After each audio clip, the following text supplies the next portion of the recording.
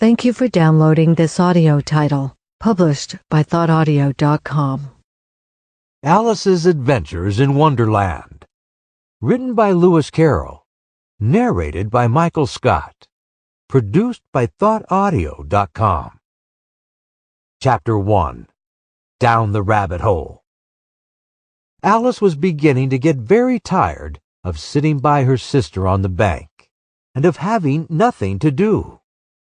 Once or twice she had peeped into the book her sister was reading, but it had no pictures or conversations in it. And what is the use of a book, thought Alice, without pictures or conversation?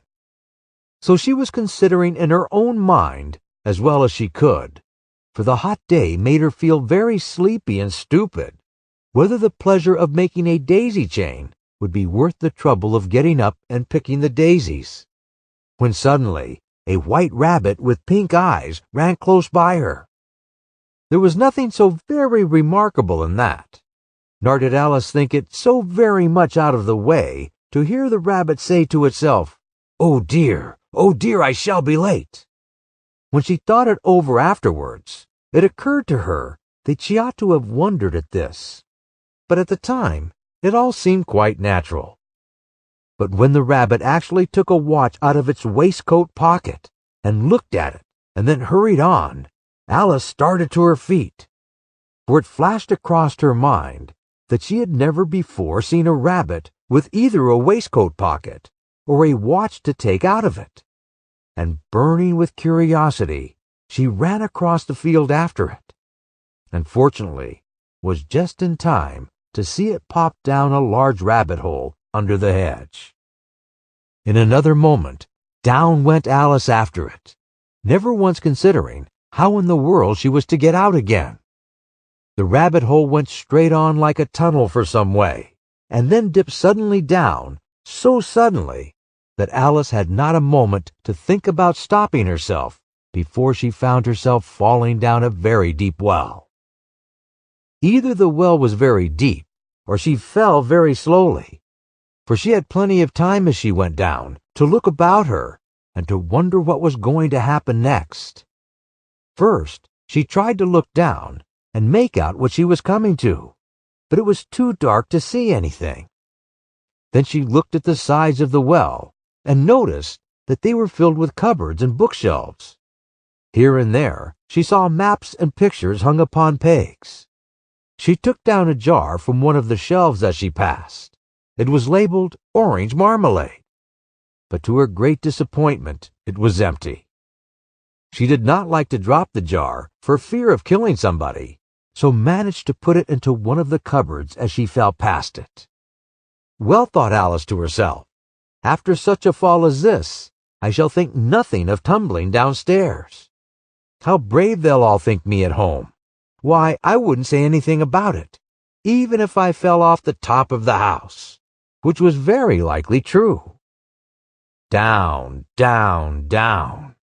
Would the fall never come to an end? I wonder how many miles I've fallen by this time, she said aloud. I must be getting somewhere near the center of the earth. Let me see. That would be 4,000 miles down, I think. For you see, Alice had learnt several things of this sort in her lessons in the schoolroom. And though this was not a very good opportunity for showing off her knowledge, as there was no one to listen to her, still it was good practice to say it over. Yes, that's about the right distance.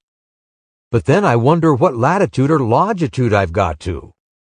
Alice had no idea what latitude was, or longitude either, but thought they were nice grand words to say. Presently she began again. I wonder if I shall fall right through the earth. How funny it will seem to come out among the people that walk with their heads downward. The antipathies, I think. She was rather glad there was no one listening this time, as it didn't sound at all the right word. But I shall have to ask them what the name of the country is, you know. Please, ma'am, is this New Zealand or Australia? And she tried to curtsy as she spoke. Fancy curtsying as you're falling through the air. Do you think you can manage it? And what an ignorant little girl she'll think me for asking. No, it'll never do to ask. Perhaps I shall see it written up somewhere. Down, down, down. There was nothing else to do, so Alice soon began talking again. Dinah'll miss me very much tonight, I should think. Dinah was the cat. I hope they'll remember her saucer of milk at tea time. Dinah, my dear, I wish you were down here with me. There are no mice in the air, I'm afraid, but you might catch a bat, and that's very like a mouse, you know. But do cats eat bats, I wonder? And here Alice began to get rather sleepy, and went on saying to herself in a dreamy sort of way, do cats eat bats? Do cats eat bats? And sometimes, do bats eat cats? For you see, as she couldn't answer either question, it didn't much matter which way she put it. She felt that she was dozing off, and had just begun to dream that she was walking hand in hand with Dinah, and saying to her very earnestly, Now, Dinah, tell me the truth. Did you ever eat a bat? When suddenly, thump, thump, down she came upon a heap of sticks and dry leaves, and the fall was over. Alice was not a bit hurt, and she jumped up to her feet in a moment. She looked up, but it was all dark overhead. Before her was another long passage, and the white rabbit was still in sight, hurrying down it. There was not a moment to be lost. Away went Alice like the wind, and was just in time to hear it say, as it turned a corner, Oh, my ears and whiskers! How late it's getting! She was close behind it when she turned the corner, but the rabbit was no longer to be seen. She found herself in a long, low hall, which was lit up by a row of lamps hanging from the roof. There were doors all round the hall, but they were all locked. And when Alice had been all the way down one side and up the other, trying every door, she walked sadly down the middle, wondering how she was ever to get out again. Suddenly, she came upon a little three-legged stool, all made of solid glass. There was nothing on it except a tiny golden key, and Alice's first thought was that it might belong to one of the doors of the hall. But alas, either the locks were too large or the key was too small. But at any rate, it would not open any of them. However, on the second time round, she came upon a low curtain she had not noticed before, and behind it was a little door about 15 inches high. She tried the little golden key in the lock, and to her great delight it fitted. Alice opened the door and found that it led into a small passage, not much larger than a rat hole. She knelt down and looked along the passage into the loveliest garden you ever saw.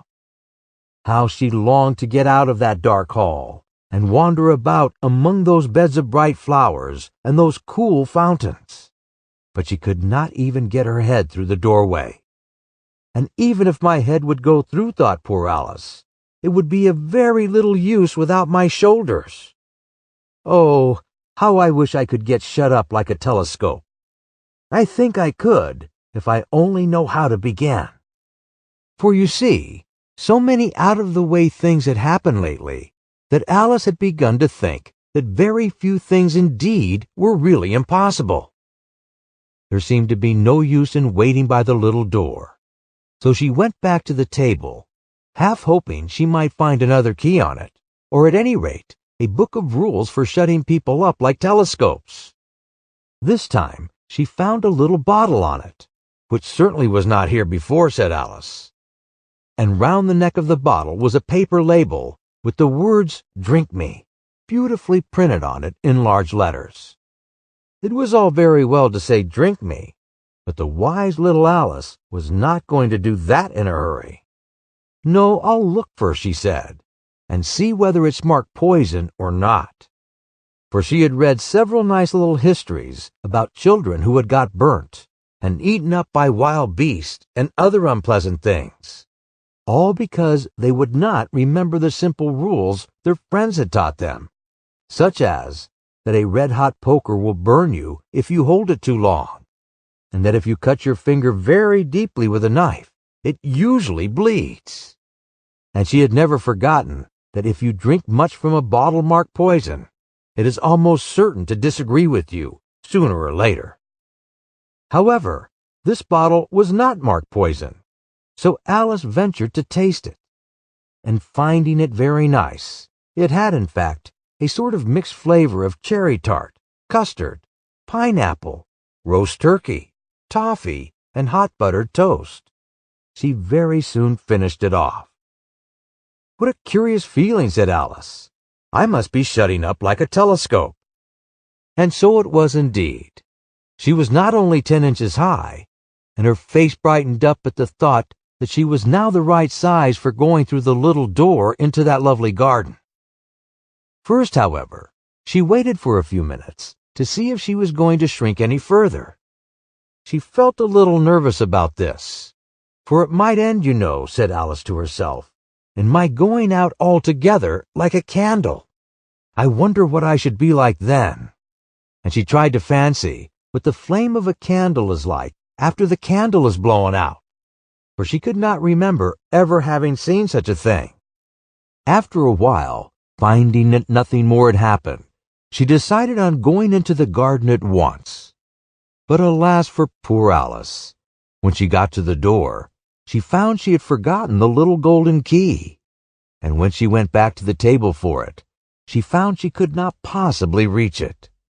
She could see it quite plainly through the glass, and she tried her best to climb up one of the legs of the table, but it was too slippery. And when she had tired herself out with trying, the poor little thing sat down and cried. "Come, there's no use in crying like that," said Alice to herself rather sharply. "I advise you to leave off this minute." She generally gave herself very good advice, though she very seldom followed it. And sometimes she scolded herself so severely as to bring tears into her eyes. And once she remembered trying to box her own ears for having cheated herself in a game of croquet she was playing against herself. For this curious child was very fond of pretending to be two people. But it's no use now, thought poor Alice, to pretend to be two people. Why, there's hardly enough of me left to make one respectable person. Soon her eye fell on a little glass box that was lying under the table. She opened it and found in it a very small cake, on which the words "Eat me" were beautifully marked in currants. "Well, I'll eat it," said Alice, "and if it makes me grow larger, I can reach the key, and if it makes me grow smaller, I can creep under the door. So either way I'll get into the garden, and I don't care which happens." She ate a little bit and said anxiously to herself, "Which way? Which way?" holding her hand on top of her head to feel which way it was growing. And she was quite surprised to find that she remained the same size. To be sure, this generally happens when one eats cake. But Alice had got too much into the way of expecting nothing but out-of-the-way things to happen, that it seemed quite dull and stupid for life to go on in the common way. So she set to work, and very soon finished off the cake. Chapter 2. The Pool of Tears. "Curiouser and curiouser," cried Alice. She was so much surprised that for the moment she quite forgot how to speak good English. "Now I'm opening out like the largest telescope there ever was. Goodbye, feet." For when she looked down at her feet, they seemed to be almost out of sight. They were getting so far off. "Oh, my poor little feet. I wonder who will put on your shoes and stockings for you now, dears. I'm sure I shan't be able. I shall be a great deal too far off to trouble myself about you. You must manage the best way you can." "But I must be kind to them," thought Alice, "or perhaps they won't walk the way I want them to go. Let me see. I'll give them a new pair of boots every Christmas." And she went on planning to herself how she would manage it. They must go by the carrier, she thought, and how funny it'll seem, sending presents to one's own feet, and how odd the directions will look. Alice Rightfoot, Esquire, Hearthrug, near the fender, with Alice's love. Oh dear, what nonsense I'm talking. Just then, her head struck against the roof of the hall. In fact, she was now more than 9 feet high, and she at once took up the little golden key and hurried off to the garden door. Poor Alice! It was as much as she could do, lying down on one side, to look through into the garden with one eye. But to get through was more hopeless than ever. She sat down and began to cry again. "You ought to be ashamed of yourself," said Alice. "A great girl like you." She might well say this. "To go on crying in this way. Stop this moment, I tell you." But she went on all the same, shedding gallons of tears, until there was a large pool all round her, about 4 inches deep and reaching half down the hall. After a time, she heard a little pattering of feet in the distance, and she hastily dried her eyes to see what was coming. It was the White Rabbit returning, splendidly dressed, with a pair of white kid gloves in one hand and a large fan in the other. He came trotting along in a great hurry, muttering to himself as he came, "Oh, the Duchess, the Duchess! Oh, won't she be savage if I keep her waiting?" Alice felt so desperate that she was ready to ask help of anyone. So when the rabbit came near her, she began in a low, timid voice, "If you please, sir." The rabbit started violently, dropped the white kid gloves and the fan, and scurried away into the darkness as hard as he could go. Alice took up the fan and gloves, and as the hall was very hot, she kept fanning herself all the time she went on talking. "Dear, dear, how queer everything is today. And yesterday, things went on just as usual. I wonder if I've been changed in the night. Let me think. Was I the same when I got up this morning? I almost think I can remember feeling a little different. But if I'm not the same, the question is, who in the world am I? Ah, that's the great puzzle." And she began thinking over all the children she knew that were of the same age as herself, to see if she could have been changed for any of them. "I'm sure I'm not Ada," she said, "for her hair goes in such long ringlets, and mine doesn't go in ringlets at all. And I'm sure I can't be Mabel, for I know all sorts of things, and she knows such very little. Besides, she's she, and I'm I. And oh dear, how puzzling it all is. I'll try if I know all the things I used to know. Let me see. 4 times 5 is 12, and 4 times 6 is 13, and 4 times 7 is, oh dear, I shall never get to 20 at that rate. However, the multiplication table doesn't signify. Let's try geography. London is the capital of Paris, and Paris is the capital of Rome, and Rome... No, that's all wrong, I'm certain. I must have been changed for Mabel. I'll try and say, how doth the little... She crossed her hands on her lap, as if she were saying lessons, and began to repeat it. But her voice sounded hoarse and strange, and the words did not come the same as they used to. How doth the little crocodile improve his shining tail, and pour the waters of the Nile on every golden scale? How cheerfully he seems to grin, how neatly spread his claws, and welcome little fishes in with gently smiling jaws. I'm sure those are not the right words, said poor Alice, and her eyes filled with tears again as she went on. I must be Mabel after all.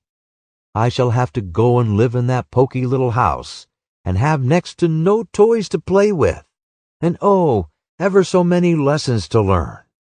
No, I've made up my mind about it. If I'm Mabel, I'll stay down here. It'll be no use their putting their hands down and saying, "Come up again, dear." I shall only look up and say, "Who am I then? Tell me that first, and then, if I like being that person, I'll come up. If not, I'll stay down here till I'm somebody else." But oh dear, cried Alice, with a sudden burst of tears, I do wish they would put their heads down. I am so very tired of being all alone here.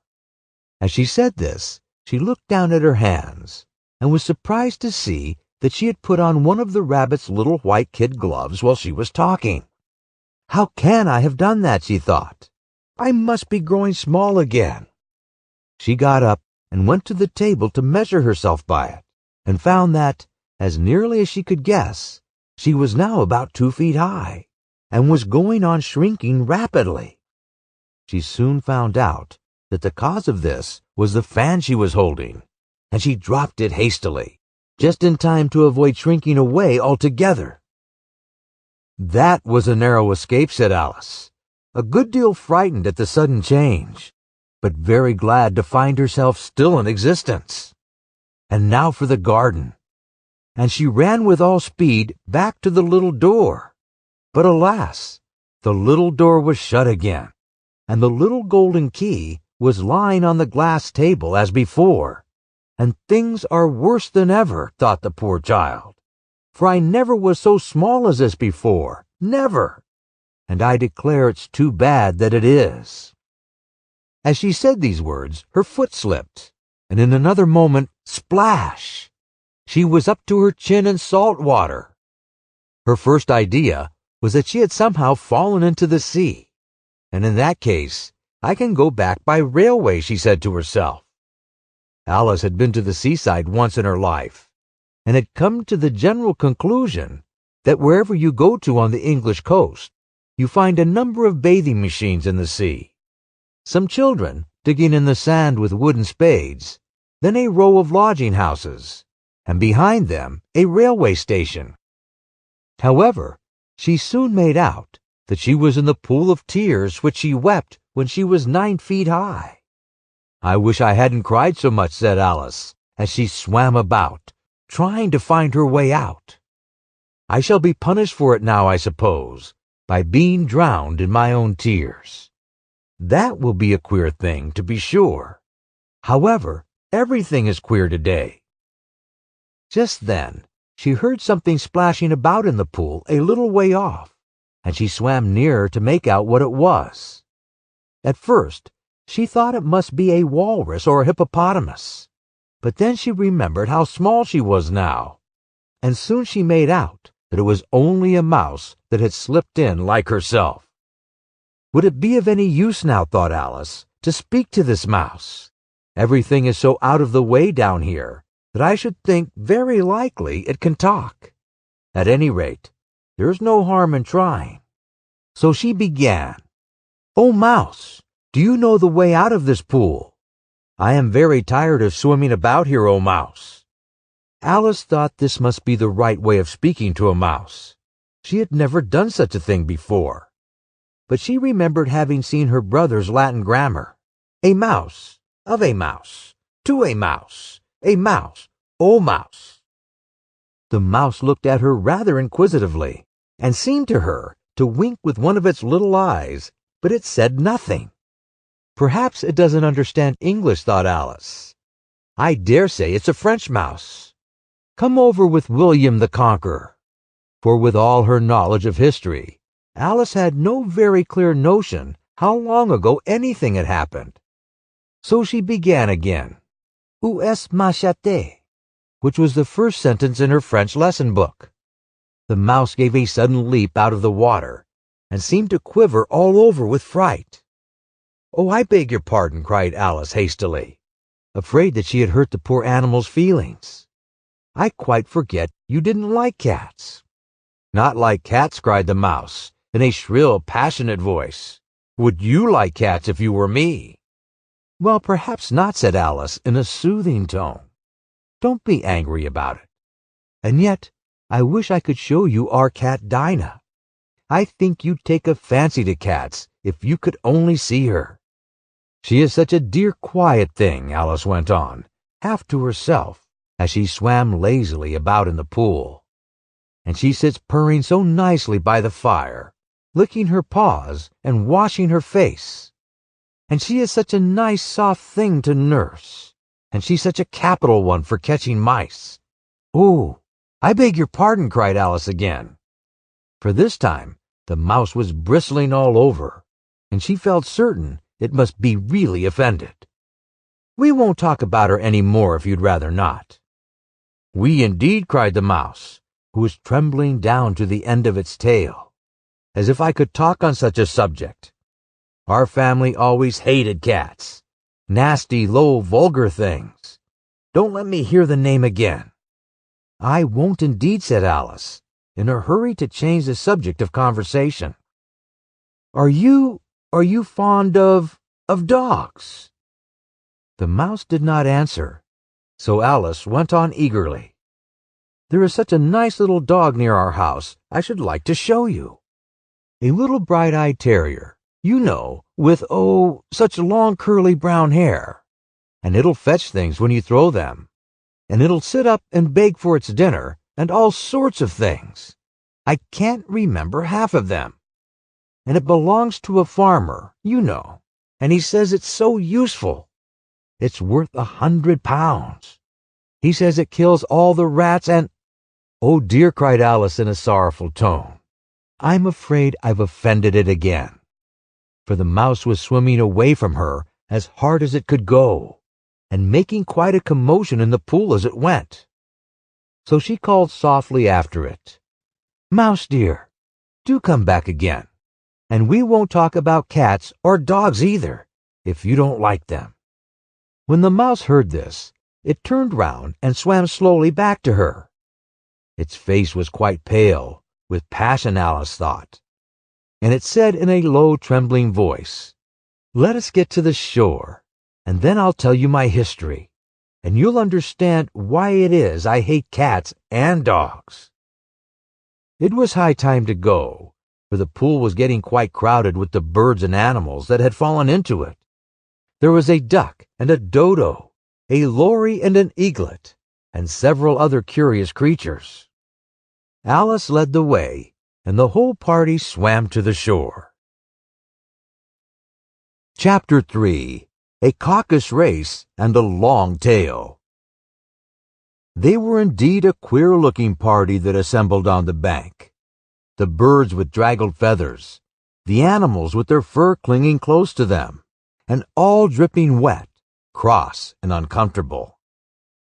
The first question, of course, was how to get dry again.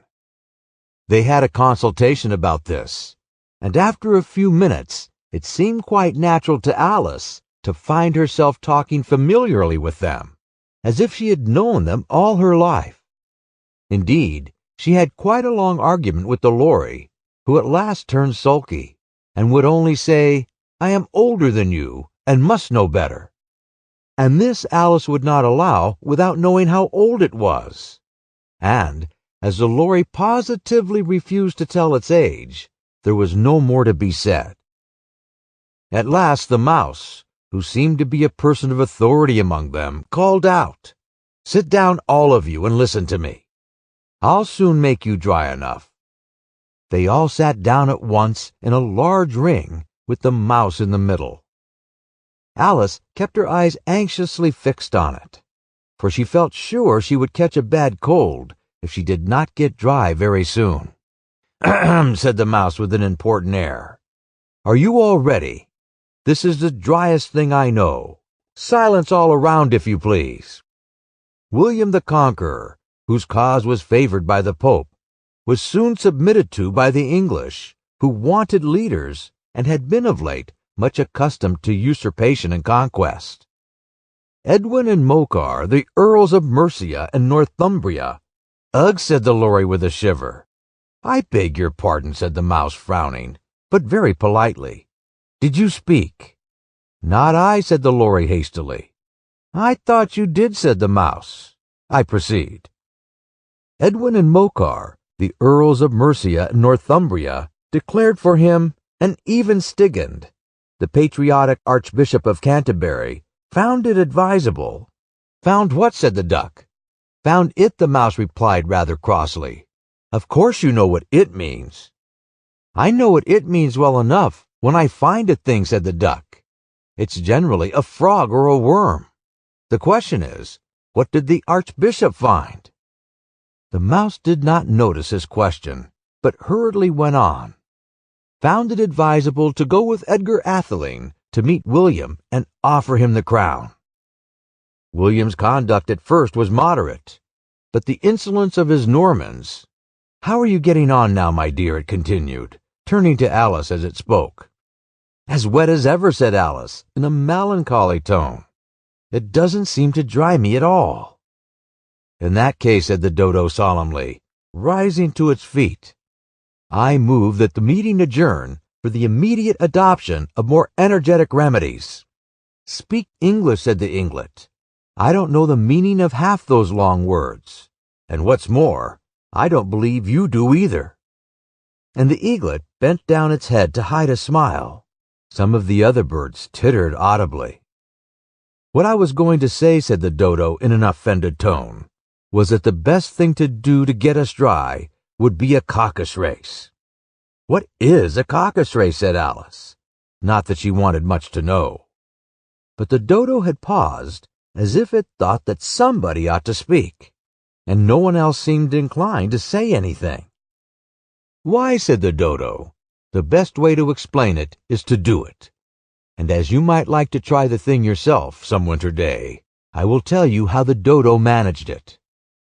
First it marked out a race course in sort of a circle. The exact shape doesn't matter, it said. And then all the party were placed along the course here and there. There was no 1, 2, 3 and away, but they began running when they liked, and left off when they liked, so that it was not easy to know when the race was over.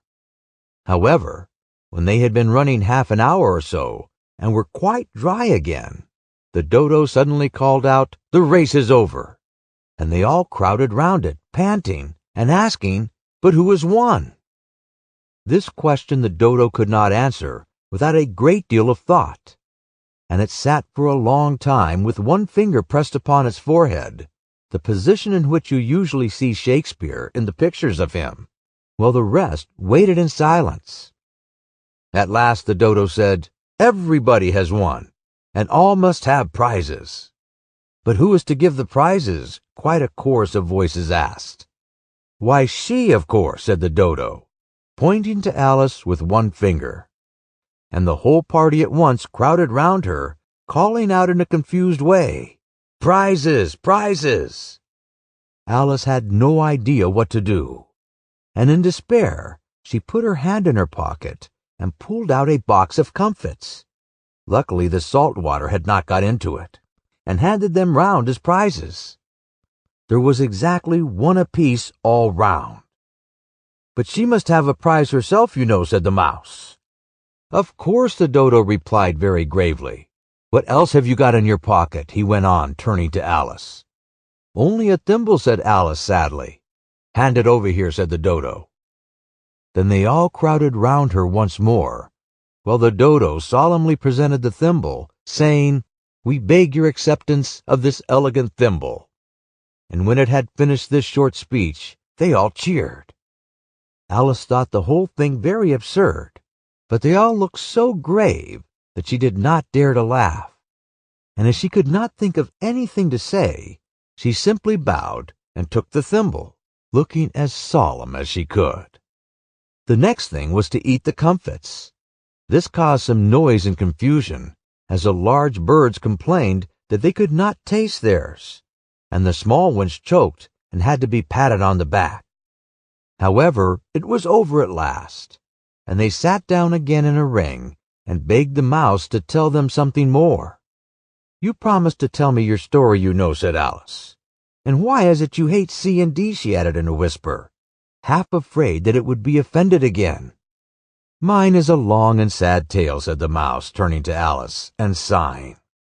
"It is a long tale, certainly," said Alice, looking down with wonder at the Mouse's tail. "But why do you call it sad?" And she kept on puzzling about it while the Mouse was speaking, so that her idea of the tale was something like this. Furry said to a mouse that he met in the house. "Let us both go to law. I will prosecute you. Come, I'll take no denial. We must have a trial. For really this morning I've nothing to do." Said the Mouse to the Cur, "Such a trial, dear sir, with no jury or judge, would be wasting our breath." "I'll be the judge, I'll be the jury," said cunning old Furry. I'll try the whole cause and condemn you to death." "You are not attending," said the mouse to Alice severely. "What are you thinking of?" "I beg your pardon," said Alice very humbly. "If you had got to the fifth bend, I think—" "I had not," cried the mouse, sharply and very angrily. "A knot," said Alice, always ready to make herself useful, and looking anxiously about her. "Oh, do let me help you to undo it." "I shall do nothing of the sort," said the mouse, getting up and walking away. "You insult me by talking such nonsense." "I didn't mean it," pleaded poor Alice. "But you're so easily offended, you know." The mouse only growled in reply. "Please come back and finish your story," Alice called after it. And the others all joined in chorus. "Yes, please do." But the mouse only shook its head impatiently and walked a little quicker. "What a pity it wouldn't stay," sighed the lory, as soon as it was quite out of sight. And an old crab took the opportunity of saying to her daughter, "Ah, my dear, let this be a lesson to you, never to lose your temper." "Hold your tongue, Ma," said the young crab, a little snappishly. "You're enough to try the patience of an oyster." "I wish I had our Dinah here, I know I do," said Alice aloud, addressing nobody in particular. "She'd soon fetch it back." "And who is Dinah, if I might venture to ask?" said the lory. Alice replied eagerly, for she was always ready to talk about her pet. "Dinah's our cat, and she's such a capital one for catching mice, you can't think.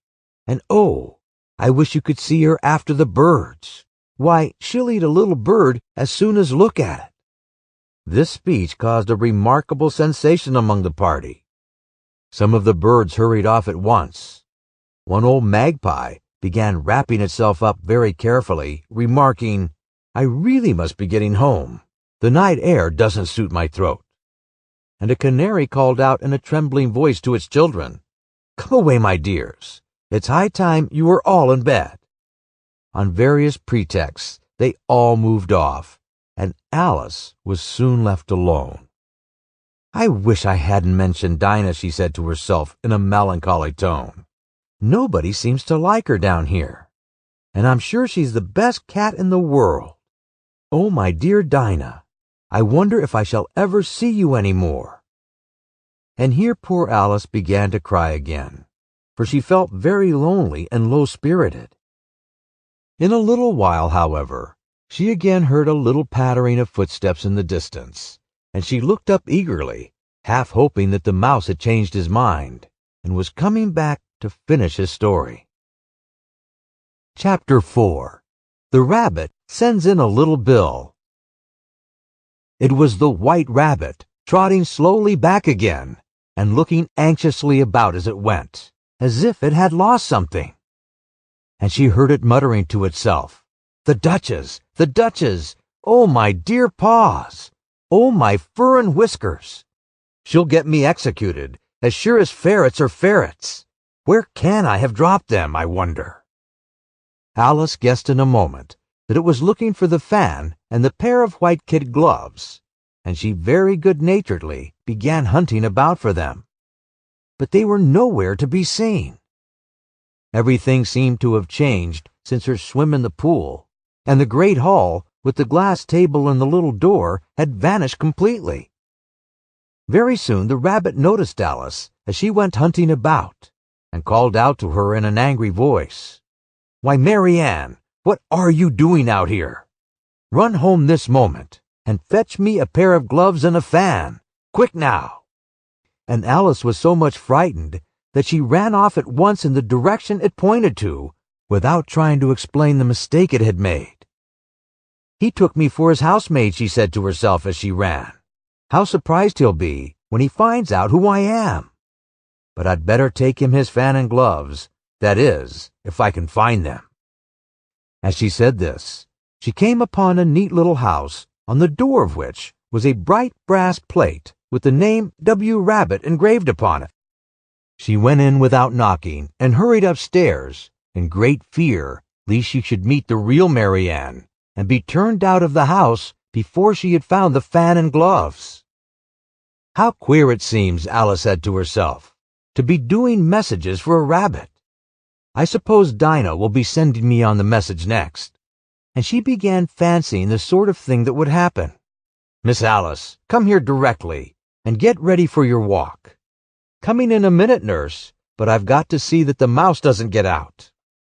"Only I don't think," Alice went on, "that they'd let Dinah stop in the house if it began ordering people about like that." By this time, she had found her way into a tidy little room with a table in the window, and on it, as she had hoped, a fan and 2 or 3 pairs of tiny white kid gloves. She took up the fan and a pair of the gloves and was just going to leave the room when her eye fell upon a little bottle that stood near the looking-glass. There was no label this time with the words "Drink Me," but nevertheless she uncorked it and put it to her lips. "I know something interesting is sure to happen," she said to herself, "whenever I eat or drink anything. So I'll just see what this bottle does. I do hope it'll make me grow large again, for really I'm quite tired of being such a tiny little thing." It did so indeed, and much sooner than she had expected. Before she had drunk half the bottle, she found her head pressing against the ceiling and had to stoop to save her neck from being broken. She hastily put down the bottle, saying to herself, "That's quite enough. I hope I shan't grow any more. As it is, I can't get out the door. I do wish I hadn't drunk quite so much." Alas, it was too late to wish that. She went on growing and growing, and very soon had to kneel down on the floor. In another minute, there was not even room for this, and she tried the effect of lying down with one elbow against the door and the other arm curled round her head. Still, she went on growing, and as a last resort, she put one arm out the window and one foot up the chimney, and said to herself, "Now I can do no more, whatever happens. What will become of me?" Luckily for Alice, the little magic bottle had now had its full effect, and she grew no larger. Still, it was very uncomfortable, and as there seemed to be no sort of chance of her getting out of the room again, no wonder she felt unhappy. It was much pleasanter at home, thought poor Alice, when one wasn't always growing larger and smaller and being ordered about by mice and rabbits. "I almost wish I hadn't gone down that rabbit hole. And yet, it's rather curious, you know, this sort of life. I do wonder what can have happened to me. When I used to read fairy tales, I fancied that kind of thing never happened. And now here I am in the middle of one. There ought to be a book written about me. That there ought. And when I grow up, I'll write one. But I'm growing up now," she added in a sorrowful tone. "At least there's no room to grow up any more here." "But then," thought Alice, "shall I never get any older than I am now? That'll be a comfort, one way. Never to be an old woman. But then, always to have lessons to learn. Oh, I shouldn't like that." "Oh, you foolish Alice," she answered herself. "How can you learn lessons in here? Why, there's hardly room for you, and no room at all for any lesson books." And so she went on, taking first one side and then the other, and making quite a conversation of it altogether. But after a few minutes she heard a voice outside and stopped to listen. "Mary Ann, Mary Ann," said the voice, "fetch me my gloves this moment." Then came a little pattering of feet on the stairs. Alice knew it was the rabbit coming to look for her, and she trembled till she shook the house, quite forgetting that she was now about 1,000 times as large as the rabbit, and had no reason to be afraid of it. Presently, the rabbit came to the door and tried to open it. But as the door opened inwards, and Alice's elbow was pressed hard against it, that attempt proved a failure. Alice heard it say to itself, "Then I'll go round and get in at the window." That you won't, thought Alice. And after waiting till she fancied she heard the rabbit just under the window, she suddenly spread out her hand and made a snatch in the air. She did not get hold of anything, but she heard a little shriek and a fall and a crash of broken glass, from which she concluded that it was just possible it had fallen into a cucumber frame, or something of the sort. Next came an angry voice, the rabbit's. "Pat, Pat, where are you?"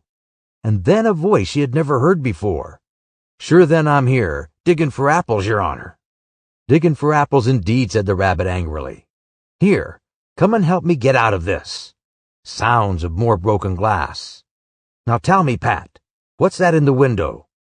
"Sure it's an arm, your honor." He pronounced it arm. "An arm, you goose. Whoever saw one that size? Why, it fills the whole window." "Sure it does, your honor, but it's an arm for all that." "Well, it's got no business there at any rate. Go and take it away."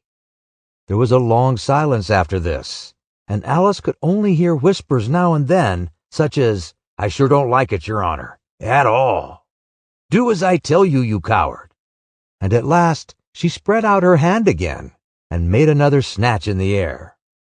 This time there were 2 little shrieks, and more sounds of broken glass. What a number of cucumber frames there must be, thought Alice. I wonder what they'll do next. As for pulling me out of the window, I only wish they could. I'm sure I don't want to stay in here any longer. She waited for some time without hearing anything more. At last came a rumbling of little cartwheels, and the sound of a good many voices all talking together. She made out the words. "Where's the other ladder? Why, I hadn't to bring but one. Bill's got the other. Bill, fetch it here, lad. Here, put 'em up at this corner. No, tie 'em together first. They don't reach half high enough yet. Oh, they'll do well enough. Don't be particular.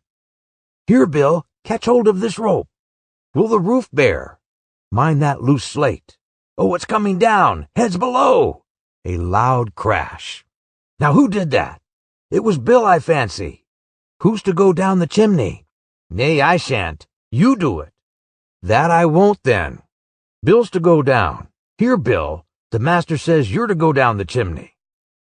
"Oh, so Bill's got to come down the chimney, has he?" said Alice to herself. "Shy. They seem to put everything upon Bill. I wouldn't be in Bill's place for a good deal. This fireplace is narrow, to be sure, but I think I can kick a little." She drew her foot as far down the chimney as she could, and waited till she heard a little animal. She couldn't guess of what sort it was, scratching and scrambling about in the chimney close above her. Then, saying to herself, "This is Bill," she gave one sharp kick and waited to see what would happen next. The first thing she heard was a general chorus of, "There goes Bill," then the rabbit's voice along, "Catch him, you by the hedge," then silence, and then another confusion of voices. "Hold up his head, brandy now, don't choke him. How was it, old fellow? What happened to you? Tell us all about it." Last came a feeble squeaking voice. "That's Bill," thought Alice. "Well, I hardly know. No more, thank you. I'm better now, but I'm a deal too flustered to tell you. All I know is something comes at me like a jack-in-the-box, and up I go like a skyrocket." "So you did, old fellow," said the others. "We must burn the house down," said the rabbit's voice, and Alice called out as loud as she could, "If you do, I'll set Dinah at you." There was a dead silence instantly, and Alice thought to herself, "I wonder what they will do next. If they had any sense, they'd take the roof off." After a minute or two, they began moving about again, and Alice heard the rabbit say, "A barrowful will do to begin with." A barrowful of what, thought Alice? But she had not long to doubt, for the next moment a shower of little pebbles came rattling in at the window, and some of them hit her in the face. "I'll put a stop to this," she said to herself, and shouted out, "You'd better not do that again," which produced another dead silence. Alice noticed with some surprise that the pebbles were all turning into little cakes as they lay on the floor. A bright idea came into her head. "If I eat one of these cakes," she thought, "it's sure to make some change in my size, and as it can't possibly make me larger, it must make me smaller, I suppose." So she swallowed one of the cakes, and was delighted to find that she began shrinking directly. As soon as she was small enough to get through the door, she ran out of the house and found quite a crowd of little animals and birds waiting outside. The poor little lizard Bill was in the middle, being held up by 2 guinea pigs, who were giving it something out of a bottle. They all made a rush at Alice the moment she appeared, but she ran off as hard as she could, and soon found herself safe in a thick wood. "The first thing I've got to do," said Alice to herself, as she wandered about in the wood, "is to grow to my right size again. And the second thing is to find my way into that lovely garden. I think that will be the best plan." It sounded an excellent plan, no doubt, and very neatly and simply arranged. The only difficulty was that she had not the smallest idea how to set about it. And while she was peering about anxiously among the trees, a little sharp bark just over her head made her look up in a great hurry. An enormous puppy was looking down at her with large round eyes and feebly stretching out one paw, trying to touch her. "Poor little thing," said Alice in a coaxing tone, and she tried hard to whistle to it. But she was terribly frightened all the time at the thought that it might be hungry, in which case it would be very likely to eat her up in spite of all her coaxing. Hardly knowing what she did, she picked up a little bit of stick and held it out to the puppy, whereupon the puppy jumped into the air off all its feet at once with a yelp of delight, and rushed at the stick and made believe to worry it. Then Alice dodged behind a great thistle to keep herself from being run over, and the moment she appeared on the other side, the puppy made another rush at the stick and tumbled head over heels in a hurry to get hold of it. Then Alice, thinking it was very much like having a game of play with a cart horse, and expecting every moment to be trampled under its feet, ran round the thistle again. Then the puppy began a series of short charges at the stick, running a very little way forwards each time and a long way back, and barking hoarsely all the while, till at last it sat down a good way off, panting, with its tongue hanging out of its mouth and its great eyes half shut.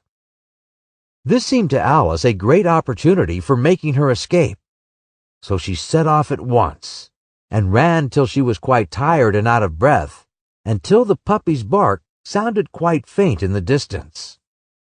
"And yet what a dear little puppy it was," said Alice, as she leaned against a buttercup to rest herself and fanned herself with one of the leaves.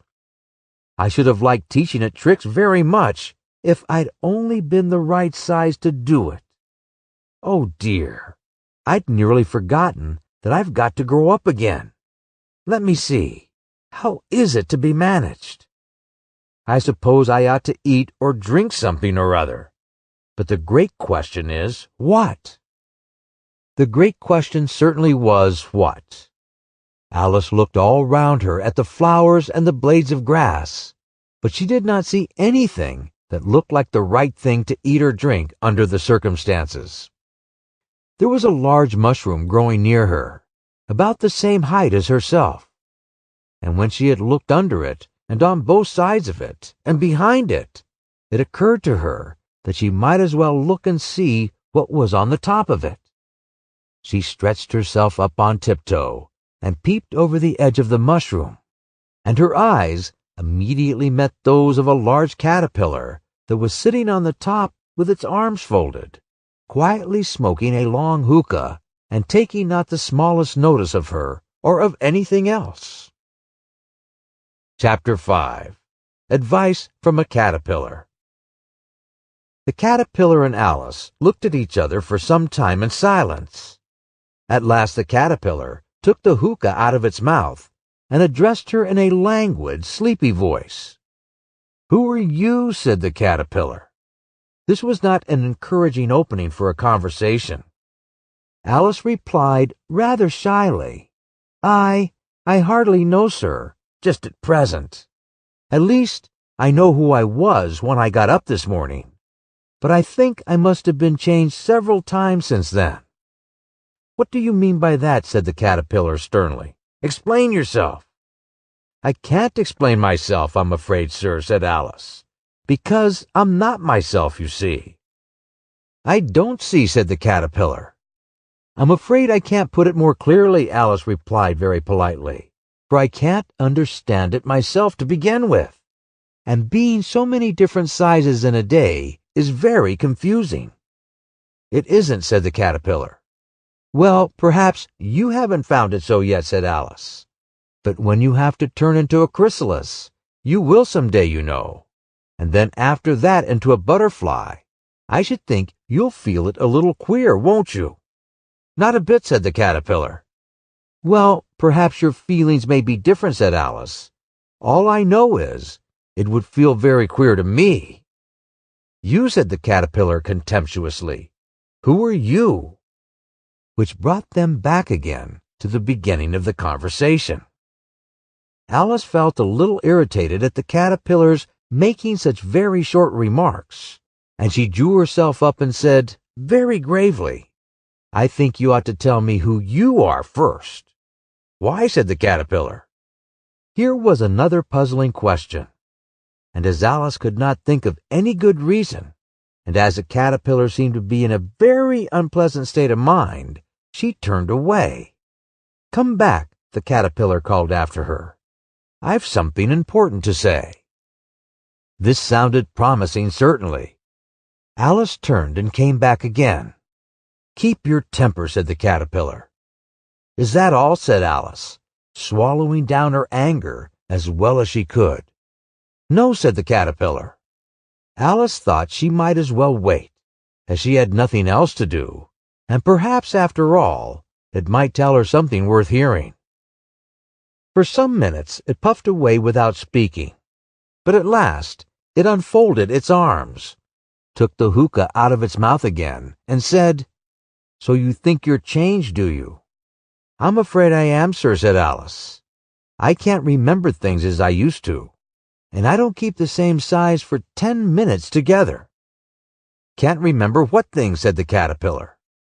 "Well, I've tried to say, 'How doth the little busy bee?' but it all came different," Alice replied in a very melancholy voice. "Repeat, 'You are old, Father William,'" said the caterpillar. Alice folded her hands and began. "You are old, Father William," the young man said, "and your hair has become very white, and yet you incessantly stand on your head. Do you think at your age it is right?" "In my youth," Father William replied to his son, "I feared it might injure the brain. But now that I'm perfectly sure I have none, why, I do it again and again." "You are old," said the youth, "as I mentioned before, and have grown most uncommonly fat. Yet you turned a back somersault in at the door. Pray, what is the reason of that?" "In my youth," said the sage, as he shook his grey locks, "I kept all my limbs very supple. By the use of this ointment, 1 shilling per box. Allow me to sell you a couple." "You are old," said the youth, "and your jaws are too weak for anything tougher than suet. Yet you finished the goose with the bones in the beak. Pray, how did you manage to do it?" "In my youth," said his father, "I took to the law and argued each case with my wife, and the muscular strength which it gave to my jaw has lasted the rest of my life." "You are old," said the youth. "One would hardly suppose that your eye was as steady as ever. Yet you balanced a needle on the end of your nose. What made you so awfully clever?" "I have answered 3 questions, and that is enough," said his father. "Don't give yourself airs. Do you think I can listen all day to such stuff? Be off, or I'll kick you downstairs." "That is not said right," said the caterpillar. "Not quite right, I'm afraid," said Alice timidly. "Some of the words have got altered." "It is wrong from beginning to end," said the caterpillar decidedly, and there was silence for some minutes. The caterpillar was the first to speak. "What size do you want to be?" it asked. "Oh, I'm not particular as to size," Alice hastily replied. "Only one doesn't like changing so often, you know." "I don't know," said the caterpillar. Alice said nothing. She had never been so much contradicted in her life before, and she felt that she was losing her temper. "Are you content now?" said the caterpillar. "Well, I should like to be a little larger, sir, if you wouldn't mind," said Alice. 3 inches is such a wretched height to be." "It is a very good height indeed," said the caterpillar angrily, rearing itself upright as it spoke. It was exactly 3 inches high. "But I'm not used to it," pleaded poor Alice in a piteous tone. And she thought of herself, "I wish the creatures wouldn't be so easily offended." "You'll get used to it in time," said the caterpillar, and it put the hookah into its mouth and began smoking again. This time, Alice waited patiently until it chose to speak again. In a minute or two, the caterpillar took the hookah out of its mouth and yawned once or twice and shook itself. Then it got down off the mushroom and crawled away in the grass, merely remarking as it went, "One side will make you grow taller, and the other side will make you grow shorter."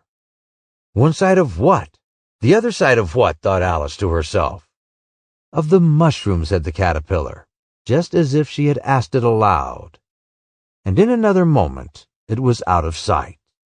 Alice remained looking thoughtfully at the mushroom for a minute, trying to make out which were the 2 sides of it. And as it was perfectly round, she found this a very difficult question.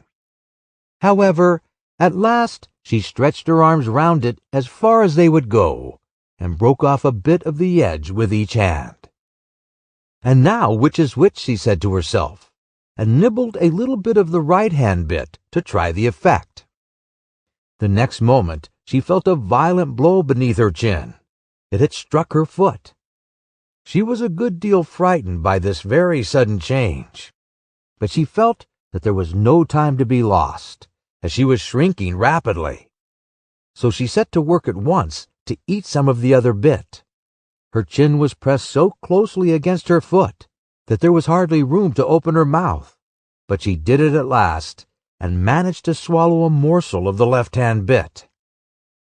"Come, my head's free at last," said Alice in a tone of delight, which changed into alarm in another moment, when she found that her shoulders were nowhere to be found. All she could see when she looked down was an immense length of neck, which seemed to rise like a stalk out of a sea of green leaves that lay far below her. "What can all that green stuff be?" said Alice. "And where have my shoulders gone? And oh, my poor hands! How is it I can't see you?" She was moving them about as she spoke, but no result seemed to follow, except a little shaking among the distant green leaves, and there seemed to be no chance of getting her hands up to her head. She tried to get her head down to them, and was delighted to find that her neck would bend about easily in any direction, like a serpent. She had just succeeded in curving it down into a graceful zigzag, and was going to dive in among the leaves, which she found to be nothing but the tops of trees under which she had been wandering, when a sharp hiss made her draw back in a hurry. A large pigeon had flown into her face, and was beating her violently with its wings. "Serpent!" cried the pigeon. "I'm not a serpent," said Alice indignantly. "Let me alone." "Serpent, I say," repeated the pigeon, but in a more subdued tone, and added with a kind of sob, "I've tried every way, and nothing seems to suit them." "I haven't the least idea what you're talking about," said Alice. "I've tried the roots of trees, and I've tried banks, and I've tried hedges," the pigeon went on, without attending to her. "But those serpents, there's no pleasing them." Alice was more and more puzzled, but she thought there was no use in saying anything more till the pigeon had finished. "As if it wasn't trouble enough hatching the egg," said the pigeon, "but I must be on the lookout for serpents night and day. Why, I haven't had a wink of sleep these 3 weeks." "I'm very sorry you've been annoyed," said Alice, who was beginning to see its meaning. "And just as I've taken the highest tree in the wood," continued the pigeon, raising its voice to a shriek, "and just as I was thinking I should be free of them at last, they come wiggling down from the sky. Ugh, serpent!" But I'm not a serpent, I tell you, said Alice. I'm a... Well, what are you, said the pigeon. I can see you're trying to invent something. I'm a little girl, said Alice, rather doubtfully, as she remembered the number of changes she had gone through that day. A likely story indeed, said the pigeon, in a tone of the deepest contempt. I've seen a good many little girls in my time, but never one with such a neck as that. No, no, you're a serpent, and there's no use denying it. I suppose you'll be telling me next that you've never tasted an egg. I have tasted eggs, certainly, said Alice, who was a very truthful child.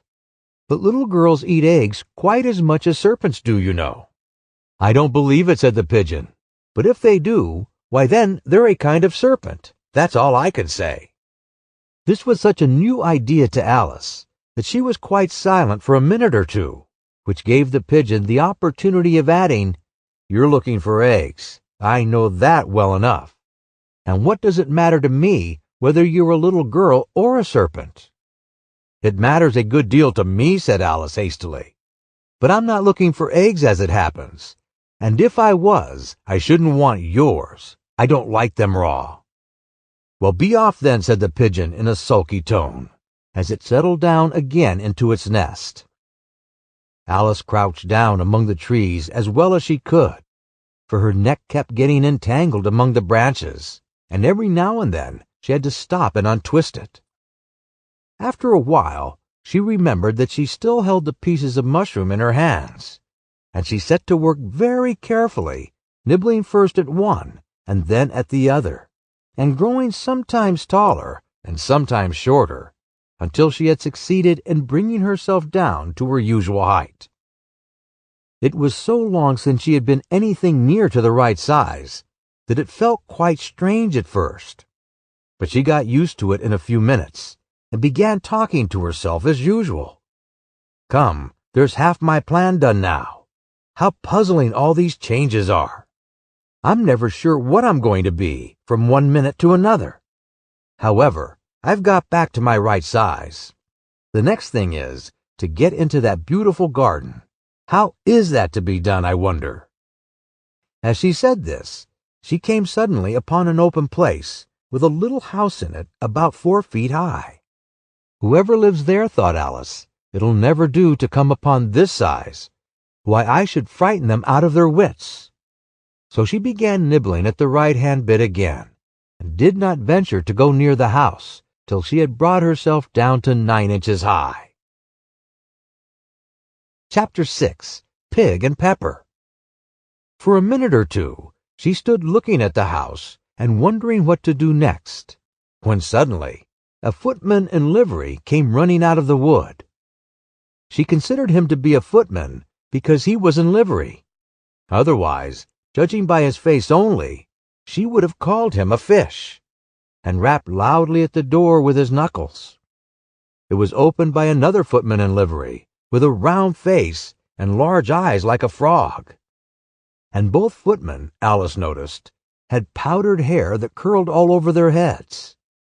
She felt very curious to know what it was all about, and crept a little way out of the wood to listen. The fish footman began by producing from under his arm a great letter, nearly as large as himself, and this he handed over to the other, saying, in a solemn tone, For the Duchess, an invitation from the Queen to play croquet. The frog footman repeated in the same solemn tone, only changing the order of the words a little, From the Queen, an invitation for the Duchess to play croquet. Then they both bowed low, and their curls got entangled together. Alice laughed so much at this that she had to run back into the wood for fear of their hearing her. And when she next peeped out, the fish footman was gone, and the other was sitting on the ground near the door, staring stupidly up into the sky. Alice went timidly up to the door and knocked. There's no sort of use in knocking, said the footman, and that for 2 reasons. First, because I'm on the same side of the door as you are. Secondly, because they're making such a noise inside, no one could possibly hear you.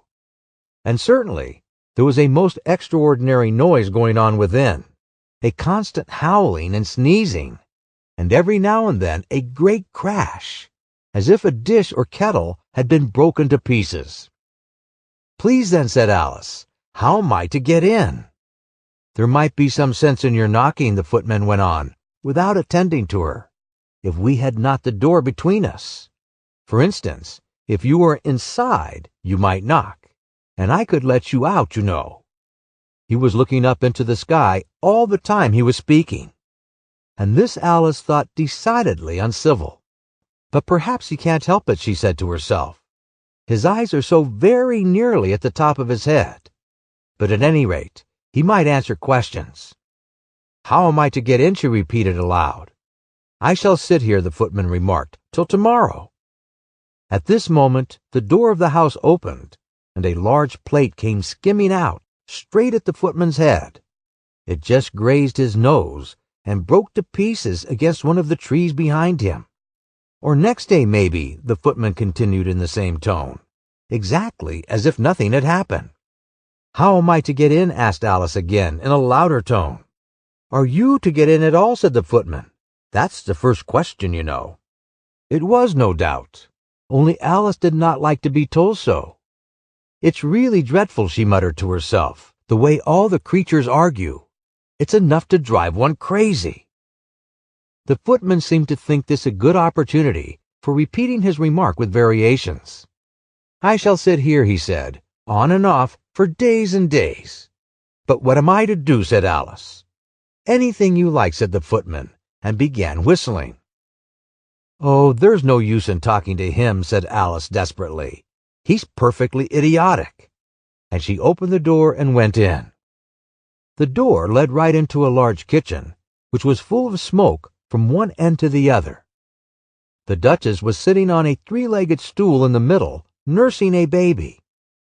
The cook was leaning over the fire, stirring a large cauldron which seemed to be full of soup. "There's certainly too much pepper in that soup," Alice said to herself, as well as she could for sneezing. There was certainly too much of it in the air. Even the Duchess sneezed occasionally. And as for the baby, it was sneezing and howling alternately, without a moment's pause. The only things in the kitchen that did not sneeze were the cook and a large cat, which was sitting on the hearth and grinning from ear to ear. "Please would you tell me," said Alice, a little timidly, for she was not quite sure whether it was good manners for her to speak first, "why your cat grins like that?" "It's a Cheshire cat," said the Duchess, "and that's why, pig." She said the last word with such sudden violence that Alice quite jumped. But she saw in another moment that it was addressed to the baby and not to her, so she took courage and went on again. "I didn't know that Cheshire cats always grinned. In fact, I didn't know that cats could grin." "They all can," said the Duchess, "and most of 'em do." "I don't know of any that do," Alice said very politely, feeling quite pleased to have got into the conversation. "You don't know much," said the Duchess, "and that's a fact." Alice did not at all like the tone of this remark, and thought it would be as well to introduce some other subject of conversation. While she was trying to fix on one, the cook took the cauldron of soup off the fire, and at once set to work throwing everything within her reach at the Duchess and the baby. The fire irons came first, then followed a shower of saucepans, plates, and dishes. The Duchess took no notice of them, even when they hit her, and the baby was howling so much already that it was quite impossible to say whether the blows hurt it or not. "Oh, please mind what you're doing," cried Alice, jumping up and down in an agony of terror. "Oh, there goes his precious nose," as an unusually large saucepan flew close by it, and very nearly carried it off. "If everybody minded their own business," the Duchess said in a hoarse growl, "the world would go round a deal faster than it does." "Which would not be an advantage," said Alice, who felt very glad to get an opportunity of showing off a little of her knowledge. "Just think of what work it would make with the day and night. You see, the earth takes 24 hours to turn round on its axis." "Talking of axis," said the Duchess, "chop off her head." Alice glanced rather anxiously at the cook to see if she meant to take the hint. But the cook was busily stirring the soup and seemed not to be listening. So she went on again. 24 hours, I think. Or is it 12? Oh, don't bother me, said the Duchess. I never could abide figures. And with that, she began nursing her child again, singing a sort of lullaby to it as she did so, and giving it a violent shake at the end of every line. Speak roughly to your little boy, and beat him when he sneezes. He only does it to annoy, because he know it teases. Chorus, in which the cook and the baby joined. Wow, wow, wow. While the Duchess sang the second verse of the song, she kept tossing the baby violently up and down, and the poor little thing howled so that Alice could hardly hear the words. I speak severely to my boy. I beat him when he sneezes, for he can thoroughly enjoy the pepper when he pleases. Chorus.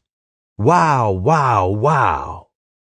Here, you may nurse it a bit if you like, the Duchess said to Alice, flinging the baby at her as she spoke. I must go and get ready to play croquet with the Queen. And she hurried out of the room. The cook threw a frying pan after her as she went out, but it just missed her. Alice caught the baby with some difficulty, as it was a queer-shaped little creature, and held out its arms and legs in all directions, just like a starfish, thought Alice. The poor little thing was snorting like a steam engine when she caught it, and kept doubling itself up and straightening itself out again, so that altogether, for the first minute or two, it was as much as she could do to hold it. As soon as she had made out the proper way of nursing it, which was to twist it up into a sort of knot, and then keep tight hold of its right ear and left foot, so as to prevent its undoing itself, she carried it out into the open air. If I don't take this child away with me, thought Alice, they're sure to kill it in a day or two. Wouldn't it be murder to leave it behind? She said the last words out loud, and the little thing grunted in reply. It had left off sneezing by this time. Don't grunt, said Alice. That's not at all a proper way of expressing yourself. The baby grunted again, and Alice looked very anxiously into its face to see what was the matter with it. There could be no doubt that it had a very turned-up nose, much more like a snout than a real nose. Also, its eyes were getting extremely small for a baby. Altogether, Alice did not like the look of the thing at all. But perhaps it was only sobbing, she thought, and looked into its eyes again to see if there were any tears. No, there were no tears. If you're going to turn into a pig, my dear, said Alice seriously, I'll have nothing more to do with you. Mind now. The poor little thing sobbed again, or grunted. It was impossible to say which, and they went on for some while in silence. Alice was just beginning to think to herself, now what am I to do with this creature when I get it home? When it grunted again, so violently that she looked down into its face in some alarm. This time there could be no mistake about it. It was neither more nor less than a pig, and she felt that it would be quite absurd for her to carry it further.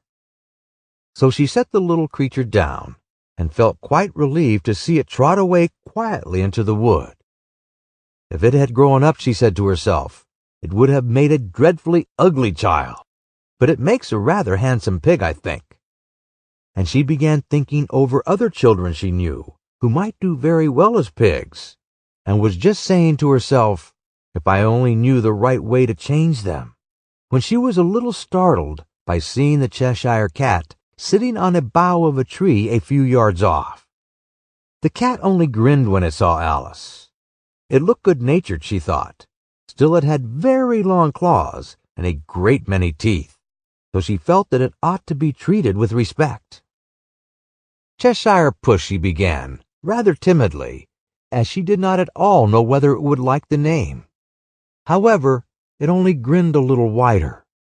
Come, it's pleased so far, thought Alice, and she went on. Would you tell me, please, which way I ought to go from here? That depends a good deal on where you want to get to, said the cat. I don't much care where, said Alice. Then it doesn't matter which way you go, said the cat. So long as I get somewhere, Alice added as an explanation. Oh, you're sure to do that, said the cat, if you only walk long enough. Alice felt that this could not be denied, so she tried another question. What sort of people live about here? In that direction, said the cat, waving its right paw around, lives a hatter. And in that direction, waving the other paw, lives a March hare. Visit either you like. They're both mad. But I don't want to go among mad people, Alice remarked. Oh, you can't help that, said the cat. We're all mad here. I'm mad. You're mad. How do you know I'm mad, said Alice. You must be, said the cat, or you wouldn't have come here. Alice didn't think that proved it at all. However, she went on. And how do you know that you're mad? To begin with, said the cat, a dog's not mad, you grant that. I suppose so, said Alice. Well then, the cat went on, you see, a dog growls when it's angry, and wags its tail when it's pleased. Now I growl when I'm pleased, and wag my tail when I'm angry. Therefore I'm mad. I call it purring, not growling, said Alice. Call it what you like, said the cat. Do you play croquet with the Queen today? I should like it very much, said Alice, but I haven't been invited yet. You'll see me there, said the cat, and vanished. Alice was not much surprised at this. She was getting so used to queer things happening. While she was looking at the place where it had been, it suddenly appeared again. By the by, what became of the baby, said the cat. I'd nearly forgotten to ask. It turned into a pig, Alice quietly said, just as if it had come back in a natural way. I thought it would, said the cat, and vanished again. Alice waited a little, half expecting to see it again, but it did not appear, and after a minute or two, she walked on in the direction in which the March hare was said to live. I've seen hatters before, she said to herself. The March hare will be much the more interesting, and perhaps as this is May, it won't be raving mad.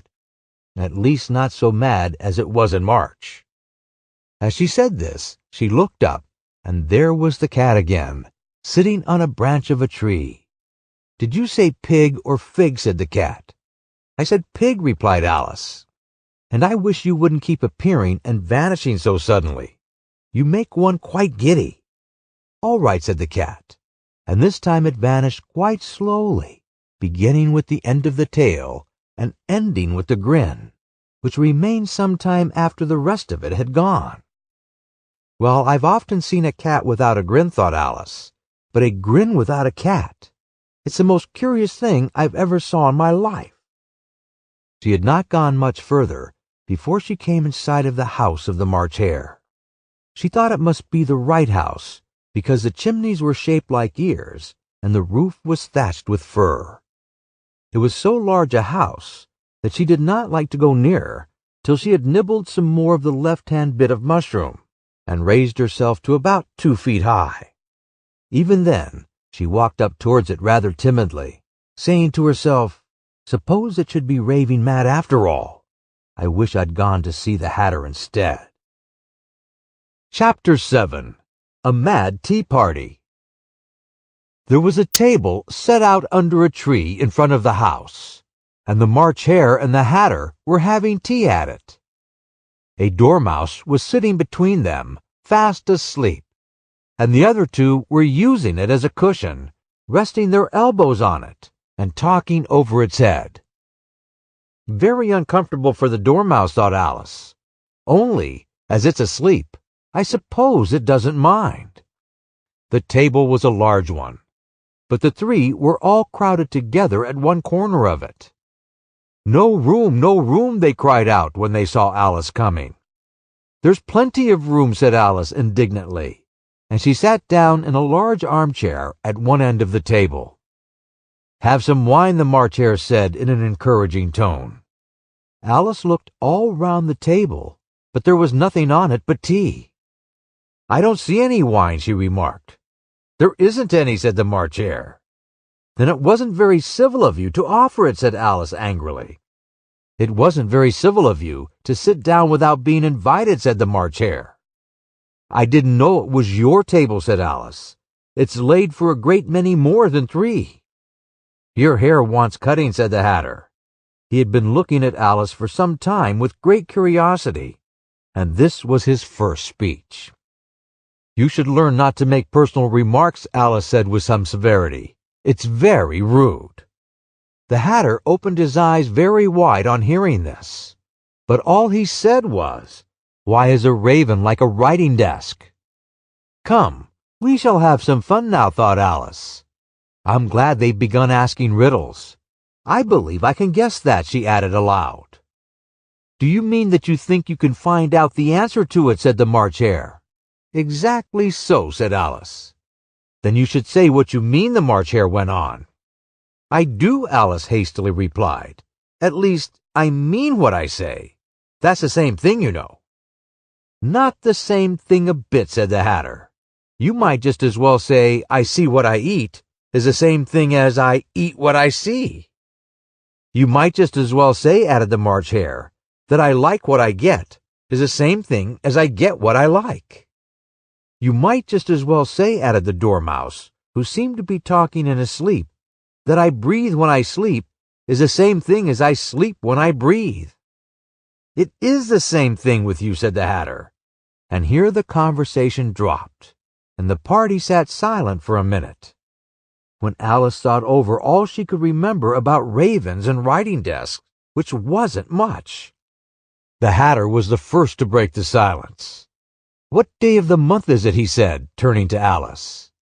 He had taken his watch out of his pocket and was looking at it uneasily, shaking it every now and then, and holding it to his ears. Alice considered a little, and then said the 4th. 2 days wrong, sighed the Hatter. I told you butter wouldn't suit the works, he added, looking angrily at the March Hare. It was the best butter, the March Hare meekly replied. Yes, but some crumbs must have got in as well, the Hatter grumbled. You shouldn't have put it in with the bread knife. The March Hare took the watch and looked at it gloomily. Then he dipped it into his cup of tea and looked at it again. But he could think of nothing better to say than his first remark. It was the best butter, you know. Alice had been looking over his shoulder with some curiosity. What a funny watch, she remarked. It tells the day of the month and doesn't tell what o'clock it is. Why should it, muttered the Hatter. Does your watch tell you what year it is? Of course not, Alice replied very readily. But that's because it stays the same year for such a long time together. Which is just the case with mine, said the Hatter. Alice felt dreadfully puzzled. The Hatter's remark seemed to have no sort of meaning in it, and yet it was certainly English. I don't quite understand you, she said, as politely as she could. The Dormouse is asleep again, said the Hatter, and he poured a little hot tea upon its nose. The Dormouse shook its head impatiently and said, without opening its eyes, Of course, just what I was going to remark myself. Have you guessed the riddle yet, the Hatter said, turning to Alice again. No, I give it up, Alice replied. What's the answer? I haven't the slightest idea, said the Hatter. Nor I, said the March Hare. Alice sighed wearily. I think you might do better with the time, she said, than waste it in asking riddles that have no answers. If you knew the time as well as I do, said the Hatter, you wouldn't talk about wasting it. It's him. I don't know what you mean, said Alice. Of course you don't, the Hatter said, tossing his head contemptuously. I dare say you never even spoke to time. Perhaps not, Alice cautiously replied. But I know I have to beat time when I learn music. Ah, that accounts for it, said the Hatter. He won't stand beating. Now, if you only kept on good terms with him, he'd do almost anything you like with the clock. For instance, suppose it were 9 o'clock in the morning, just time to begin lessons. You only have to whisper a hint to time, and round goes the clock in a twinkling. 1:30, time for dinner. I only wish it was, the March Hare said to itself in a whisper. That would be grand, certainly, said Alice thoughtfully. But then, I shouldn't be hungry for it, you know. Not at first, perhaps, said the Hatter, but you could keep it to 1:30 as long as you liked. Is that the way you manage? Alice asked. The Hatter shook his head mournfully. Not I, he replied. We quarreled last March, just before he went mad, you know, pointing with his teaspoon at the March Hare. It was at the great concert given by the Queen of Hearts, and I had to sing, Twinkle, twinkle, little bat, how I wonder where you're at. You know the song, perhaps. I've heard something like it, said Alice. It goes on, you know, the Hatter continued, in this way. Up above the world you fly, like a tea-tray in the sky. Twinkle, twinkle. Here the Dormouse shook itself and began singing in its sleep, Twinkle, twinkle, twinkle, twinkle, and went on so long that they had to pinch it to make it stop. Well, I hardly finished the first verse, said the Hatter, when the Queen jumped up and bawled out, He's murdering the time! Off with his head! How dreadfully savage! Exclaimed Alice. And ever since that, the Hatter went on in a mournful tone, he won't do a thing I ask. It's always 6 o'clock now. A bright idea came into Alice's head. Is that the reason so many tea things are put out here? She asked. Yes, that's it, said the Hatter with a sigh. It's always tea time, and we've no time to wash the things between whiles. Then you keep moving round, I suppose, said Alice.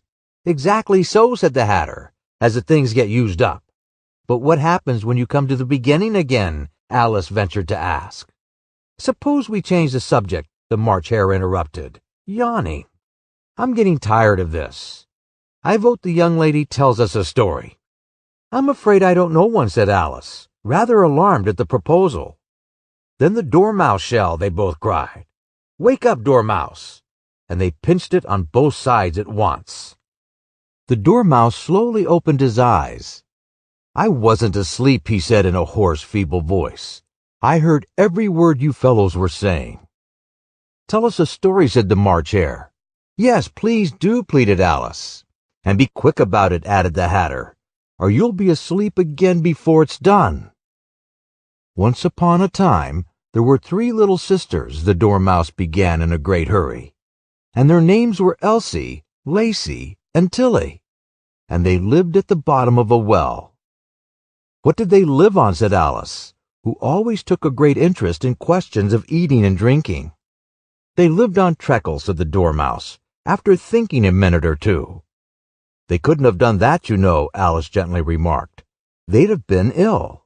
So they were, said the Dormouse, very ill. Alice tried to fancy to herself what such an extraordinary ways of living would be like, but it puzzled her too much, so she went on. But why did they live at the bottom of a well? Take some more tea, the March Hare said to Alice, very earnestly. I've had nothing yet, Alice replied in an offended tone, so I can't take more. You mean you can't take less, said the Hatter. It's very easy to take more than nothing. Nobody asked your opinion, said Alice. Who's making personal remarks now? The Hatter asked triumphantly. Alice did not quite know what to say to this, so she helped herself to some tea and bread and butter, and then turned to the Dormouse and repeated her question. Why did they live at the bottom of a well? The Dormouse again took a minute or two to think about it, and then said, it was a treacle well. There's no such thing. Alice was beginning very angrily, but the Hatter and the March Hare went shh, shh, and the Dormouse sulkily remarked, if you can't be civil, you'd better finish the story for yourself. No, please go on, Alice said very humbly. I won't interrupt again. I dare say there may be one. One indeed, said the Dormouse indignantly. However, he consented to go on. And so these 3 little sisters, they were learning to draw, you know. What did they draw? Said Alice, quite forgetting her promise. Treacle, said the Dormouse, without considering at all this time. I want a clean cup, interrupted the Hatter. Let's all move one place on. He moved on as he spoke, and the Dormouse followed him. The March Hare moved into the Dormouse's place, and Alice, rather unwillingly, took the place of the March Hare. The Hatter was the only one who got any advantage from the change. and Alice was a good deal worse off than before, as the March Hare had just upset the milk jug into his plate. Alice did not wish to offend the Dormouse again, so she began very cautiously. "But I don't understand. Where did they draw the treacle from?" "You can draw water out of a water well," said the Hatter, "so I should think you could draw treacle out of a treacle well. Huh, stupid?" "But they were in the well," Alice said to the Dormouse, not choosing to notice his last remark. "Of course they were," said the Dormouse. "Well in." This answer so confused poor Alice that she let the Dormouse go on for some time without interrupting it. "They were learning to draw," the Dormouse went on, yawning and rubbing his eyes, for it was getting very sleepy. "And they drew all manner of things, everything that begins with an M." "Why with an M?" said Alice. "Why not?" said the March Hare. Alice was silent. The Dormouse had closed its eyes by this time, and was going off into a doze. But on being pinched by the Hatter, it woke up again with a little shriek and went on. "That begins with an M, such as mousetraps, and the moon, and memory, and muchness. You know, you say things are much of a muchness. Did you ever see such a thing as a drawing of a muchness?" "Really, now you ask me," said Alice, very much confused. "I don't think—" "Then you shouldn't talk," said the Hatter. This piece of rudeness was more than Alice could bear. She got up in great disgust and walked off. The Dormouse fell asleep instantly, and neither of the others took the least notice of her going, though she looked back once or twice, half hoping that they would call after her. The last time she saw them, they were trying to put the Dormouse into the teapot. "At any rate, I'll never go there again," said Alice, as she picked her way through the wood. "It's the stupidest tea party I ever was in all my life." Just as she said this, she noticed that one of the trees had a door leading right into it. "That's very curious," she thought, "but everything's curious today. I think I may as well go in at once." And in she went. Once more she found herself in the long hall, and close to the little glass table. "Now I'll manage better this time," she said to herself, and began by taking the little golden key and unlocking the door that led into the garden. Then she went to work nibbling at the mushroom, she had kept a piece of it in her pocket, till she was about a foot high. Then she walked down the little passage, and then she found herself at last in the beautiful garden, among the bright flower beds and the cool fountains. Chapter 8. The Queen's Croquet Ground. A large rose tree stood near the entrance of the garden. The roses growing on it were white, but there were 3 gardeners at it, busily painting them red. Alice thought this a very curious thing, and she went nearer to watch them. And just as she came up to them, she heard one of them say, "Look out now, 5. Don't go splashing paint over me like that." "I couldn't help it," said 5, in a sulky tone. "7 jogged my elbow." On which 7 looked up and said, "That's right, 5. Always lay the blame on others." "You'd better not talk," said 5. "I've heard the Queen say only yesterday you deserve to be beheaded." "What for?" said the one who had spoken first. "That's none of your business, too," said 7. "Yes, it is his business," said 5, "and I'll tell him. It was for bringing the cook tulip roots instead of onions." 7 flung down his brush, and had just begun, well, of all the unjust things, when his eyes chanced to fall upon Alice, as she stood watching them, and he checked himself suddenly. The others looked round also, and all of them bowed low. "Would you tell me," said Alice, a little timidly, "why you were painting those roses?" 5 and 7 said nothing, but looked at 2. 2 began in a low voice, "Why, the fact is, you see, miss, this here ought to have been a red rose tree, and we put a white one in by mistake. And if the Queen was to find it out, we should all have our heads cut off, you know. So you see, miss, we're doing our best, before she comes, to—" At this moment 5, who had been anxiously looking across the garden, called out, "The Queen! The Queen!" and the three gardeners instantly threw themselves flat upon their faces. There was a sound of many footsteps, and Alice looked round, eager to see the queen. First came 10 soldiers carrying clubs. These were all shaped like the three gardeners, oblong and flat, with their hands and feet at the corners. Next the 10 courtiers. These were ornamented all around with diamonds, and walked 2 and 2 as the soldiers did. After these came the royal children. There were 10 of them, and the little dears came jumping merrily along, hand in hand, in couples. They were all ornamented with hearts. Next came the guests, mostly kings and queens, and among them Alice recognized the white rabbit. It was talking in a hurried, nervous manner, smiling at everything that was said, and went by without noticing her. Then followed the knave of hearts, carrying the king's crown on a crimson velvet cushion. And last of all in this grand procession came the king and queen of hearts. Alice was rather doubtful whether she ought not to lie down on her face like the three gardeners, but she could not remember ever having heard of such a rule of processions. And besides, what would be the use of a procession, thought she, if people had all to lie down upon their faces so that they couldn't see it? So she stood still where she was and waited. When the procession came opposite to Alice, they all stopped and looked at her, and the queen said severely, "Who is this?" She said it to the knave of hearts, who only bowed and smiled in reply.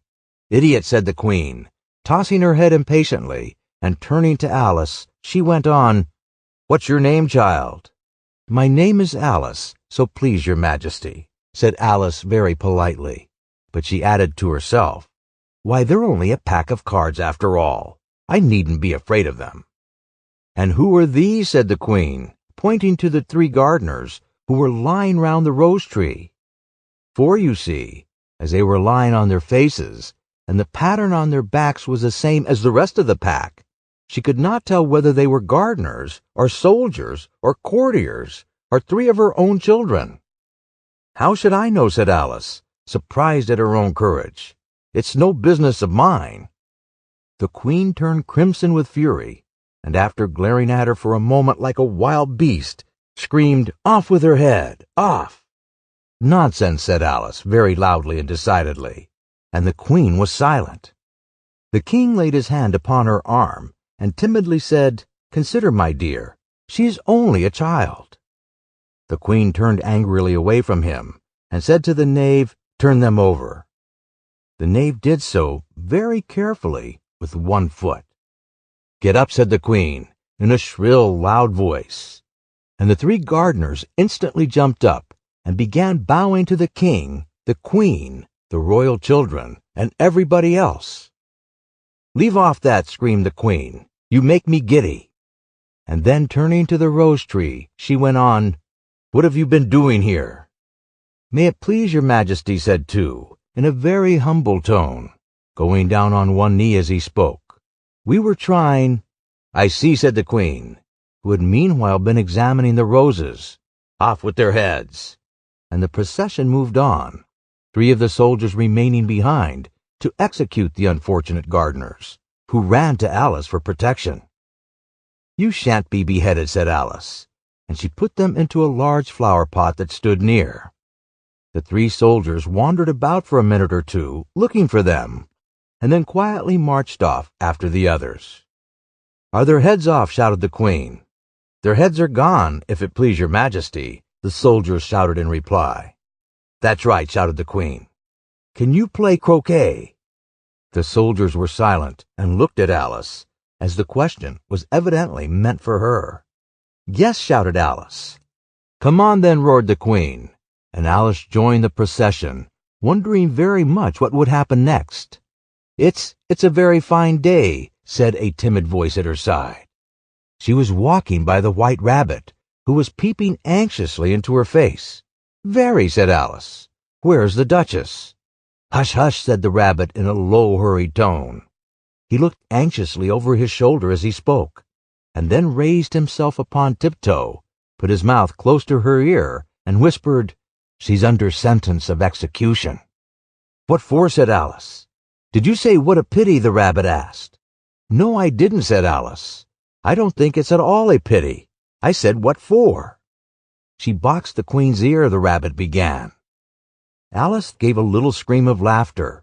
"Oh, hush," the rabbit whispered in a frightened tone. "The Queen will hear you. You see, she came rather late, and the Queen said—" "Get to your places," shouted the Queen, in a voice of thunder, and people began running about in all directions, tumbling up against each other. However, they got settled down in a minute or two, and the game began. Alice thought she had never seen such a curious croquet ground in her life. It was all ridges and furrows. The balls were live hedgehogs, the mallets live flamingos, and the soldiers had to double themselves up and to stand on their hands and feet to make the arches. The chief difficulty Alice found at first was in managing her flamingo. She succeeded in getting its body tucked away comfortably enough under her arm, with its legs hanging down. But generally, just as she had got its neck nicely straightened out and was going to give the hedgehog a blow with its head, it would twist itself round and look up in her face with such a puzzled expression that she could not help bursting out laughing.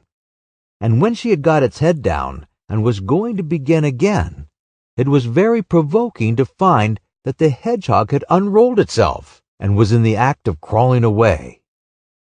Besides all this, there was generally a ridge or furrow in the way, wherever she wanted to send the hedgehog to. And as the doubled-up soldiers were always getting up and walking off to other parts of the ground, Alice soon came to the conclusion that it was a very difficult game indeed. The players all played at once, without waiting for turns, quarreling all the time, and fighting for the hedgehogs.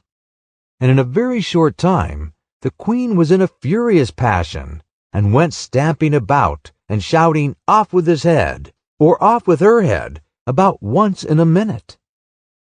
Alice began to feel very uneasy. To be sure, she had not as yet had any dispute with the Queen, but she knew that it might happen any minute. And then, thought she, what would become of me? They're dreadfully fond of beheading people here. The great wonder is that there's anyone left alive. She was looking about for some way of escape, and wondering whether she could get away without being seen, when she noticed a curious appearance in the air. It puzzled her very much at first, but after watching it a minute or two, she made it out to be a grin, and she said to herself, "It's the Cheshire Cat. Now I shall have somebody to talk to." "How are you getting on?" said the cat, as soon as there was mouth enough for it to speak with. Alice waited till the eyes appeared, and then nodded. It's no use speaking to it, she thought, till its ears have come, or at least one of them. In another minute the whole head appeared, and then Alice put down her flamingo and began an account of the game, feeling very glad she had someone to listen to her. The cat seemed to think that there was enough of it now in sight, and no more of it appeared. "I don't think they play at all fairly," Alice began, in a rather complaining tone. "And they all quarrel so dreadfully, one can't hear oneself speak. And they don't seem to have any rules in particular. At least, if there are, nobody attends to them. And you've no idea how confusing it is, all the things being alive. For instance, there's the arch I've got to go through next, walking about at the other end of the ground. And I should have croqueted the Queen's hedgehog just now, only it ran away when it saw mine coming." "How do you like the Queen?" said the cat in a low voice. "Not at all," said Alice.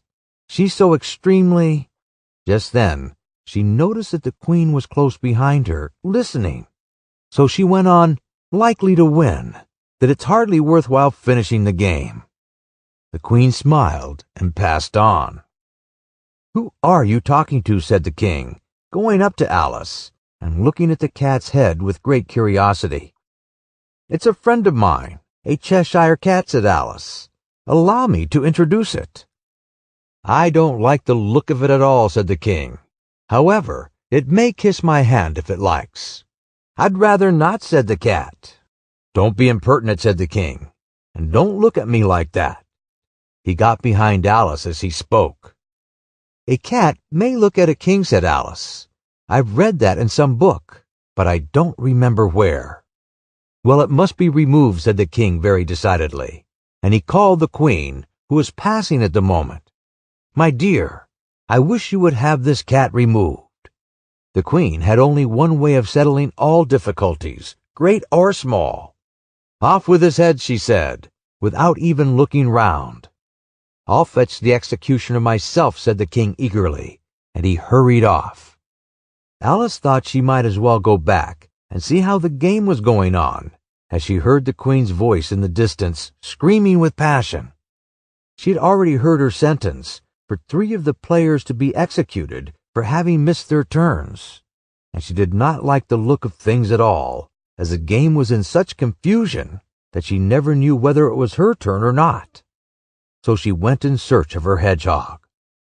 The hedgehog was engaged in a fight with another hedgehog, which seemed to Alice an excellent opportunity for croqueting one of them with the other. The only difficulty was that her flamingo had gone across on the other side of the garden, where Alice could see it trying, in a helpless sort of way, to fly up into a tree. By the time she had caught the flamingo and brought it back, the fight was over, and both the hedgehogs were out of sight. But it doesn't matter much, thought Alice, as all the archers are gone from this side of the ground. So she tucked it away under her arm, that it might not escape again, and went back for a little more conversation with her friend. When she got back to the Cheshire Cat, she was surprised to find quite a large crowd collected round it. There was a dispute going on between the executioner, the king, and the queen, who were all talking at once, while all the rest were quite silent and looked very uncomfortable. The moment Alice appeared, she was appealed to by all 3 to settle the question, and they repeated their arguments to her, though as they all spoke at once, she found it very hard indeed to make out exactly what they said. The executioner's argument was that you couldn't cut off a head unless there was a body to cut it off from, that he had never had to do such a thing before, and he wasn't going to begin at his time of life. The king's argument was that anything that had a head could be beheaded, and that you weren't to talk nonsense. The queen's argument was that if something wasn't done about it in less than no time, she'll have everybody executed, all round. It was this last remark that had made the whole party look so grave and anxious. Alice could think of nothing else to say, but it belongs to the Duchess. You'd better ask her about it. She's in prison, the queen said to the executioner. Fetch her here. And the executioner went off like an arrow. The cat's head began fading away the moment he was gone, and by the time he had come back with the Duchess, it had entirely disappeared.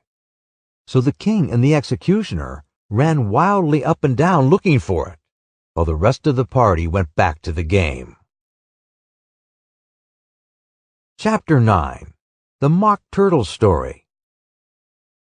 You can't think how glad I am to see you again, you dear old thing, said the Duchess, as she tucked her arm affectionately into Alice's, and they walked off together. Alice was very glad to find her in such a pleasant temper, and thought to herself that perhaps it was only the pepper that had made her so savage when they met in the kitchen. When I'm a duchess, she said to herself, not in a very hopeful tone though, I won't have any pepper in my kitchen at all. Soup does very well without. Maybe it's always pepper that makes people hot-tempered, she went on, very much pleased at having found out a new kind of rule, and vinegar that makes them sour, and chamomile that makes them bitter, and barley sugar, and such things that make children sweet-tempered. I only wish people knew that. Then they wouldn't be so stingy about it, you know. She had quite forgotten the Duchess by this time, and was a little startled when she heard her voice close to her ear.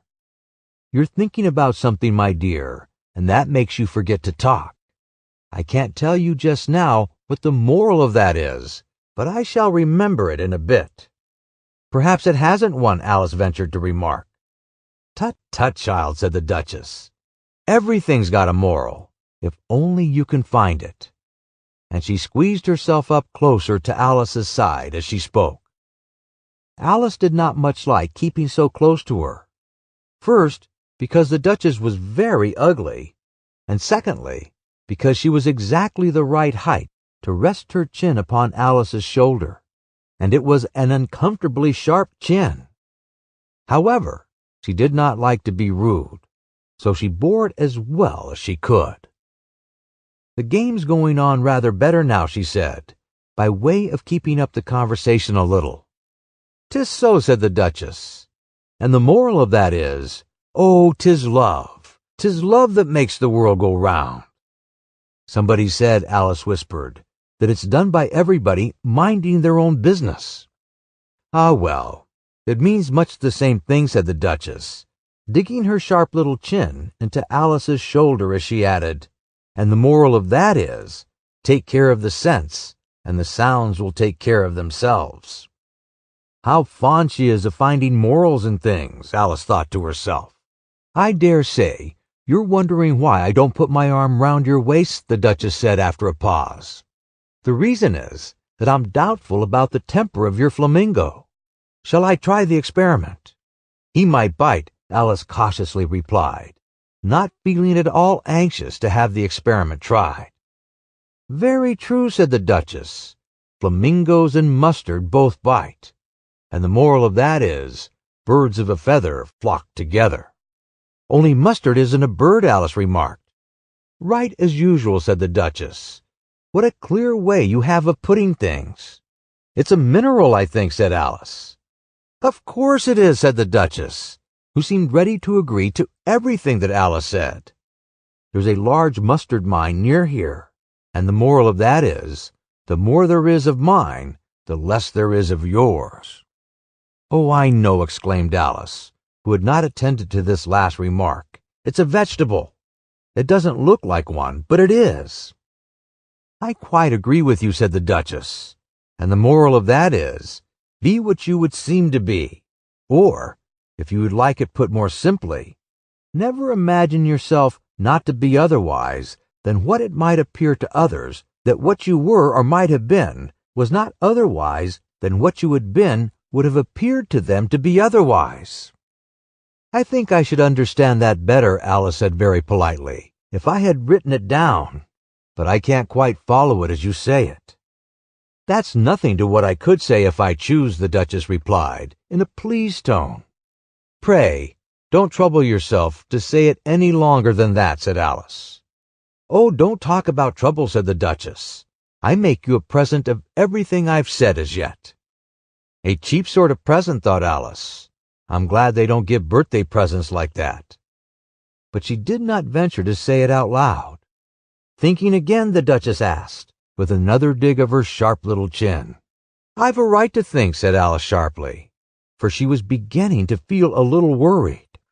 Just about as much right, said the Duchess, as pigs have to fly, and the M.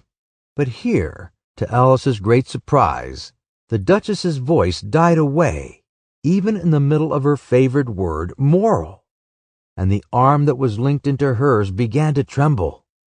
Alice looked up, and there stood the Queen in front of them, with her arms folded, frowning like a thunderstorm. A fine day, Your Majesty, the Duchess began in a low, weak voice. Now I give you fair warning, shouted the Queen, stamping on the ground as she spoke. Either you or your head must be off, and that in about half no time.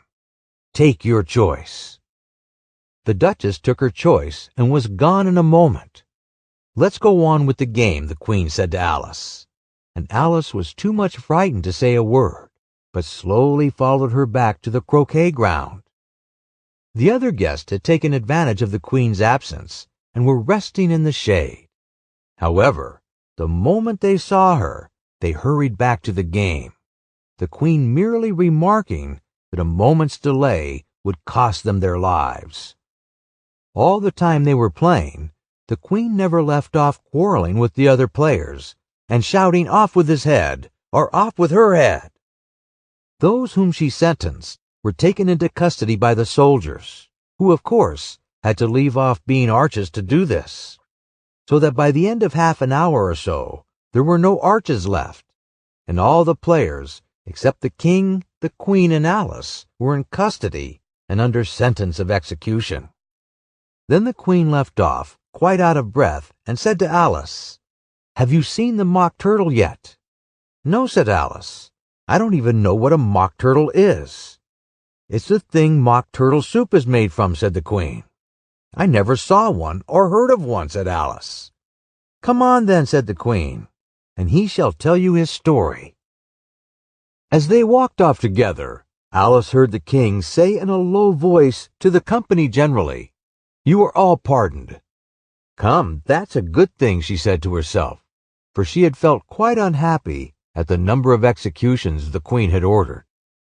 They very soon came upon a griffin, lying fast asleep in the sun. "Up, lazy thing," said the queen, "and take this young lady to see the Mock Turtle and to hear his history. I must go back and see after some executions I have ordered." And she walked off, leaving Alice alone with the griffin. Alice did not quite like the look of the creature, but on the whole, she thought it would be quite as safe to stay with it as to go after that savage queen. So she waited. The griffin sat up and rubbed its eyes. Then it watched the queen till she was out of sight. Then it chuckled. "What fun," said the griffin, half to itself, half to Alice. "What is the fun?" said Alice. "Why, she," said the griffin. "It's all her fancy, that. They never execute nobody, you know. Come on." "Everybody says come on here," thought Alice, as she went slowly after it. "I never was so ordered about in all my life. Never." They had not gone far before they saw the Mock Turtle in the distance, sitting sad and lonely on a little ledge of rock. And as they came near, Alice could hear him sighing as if his heart would break. She pitied him deeply. "What is his sorrow?" she asked the griffin. And the griffin answered, very nearly in the same words as before, "It's all his fancy, that. He hasn't got no sorrow, you know. Come on." So they went up to the Mock Turtle, who looked at them with large eyes full of tears, but said nothing. "This here young lady," said the griffin, "she wants to know your history, she do." "I'll tell it her," said the Mock Turtle, in a deep, hollow tone. "Sit down, both of you, and don't speak a word till I've finished." So they sat down, and nobody spoke for some minutes. Alice thought to herself, "I don't see how he can even finish if he doesn't begin." But she waited patiently. Once said the Mock Turtle at last, with a deep sigh, "I was a real turtle." These words were followed by a very long silence, broken only by an occasional exclamation of "Yah!" from the griffin, and the constant heavy sobbing of the Mock Turtle. Alice was very nearly getting up and saying, "Thank you, sir, for your interesting story," but she could not help thinking there must be more to come. So she sat still and said nothing. "When we were little," the Mock Turtle went on at last, more calmly, though still sobbing a little now and then, "we went to school in the sea. The master was an old turtle. We used to call him Tortoise." "Why did you call him Tortoise if he wasn't one?" Alice asked. "We called him Tortoise because he taught us," said the Mock Turtle angrily. "Really, you are very dull." "You ought to be ashamed of yourself for asking such a simple question," added the griffin. And then they both sat silent and looked at poor Alice, who felt ready to sink into the earth. At last, the griffin said to the Mock Turtle, "Drive on, old fellow. Don't be all day about it." And he went on in these words, "Yes, we went to school in the sea, though you mayn't believe it." "I never said I didn't," interrupted Alice. "You did," said the Mock Turtle. "Hold your tongue," added the griffin, before Alice could speak again.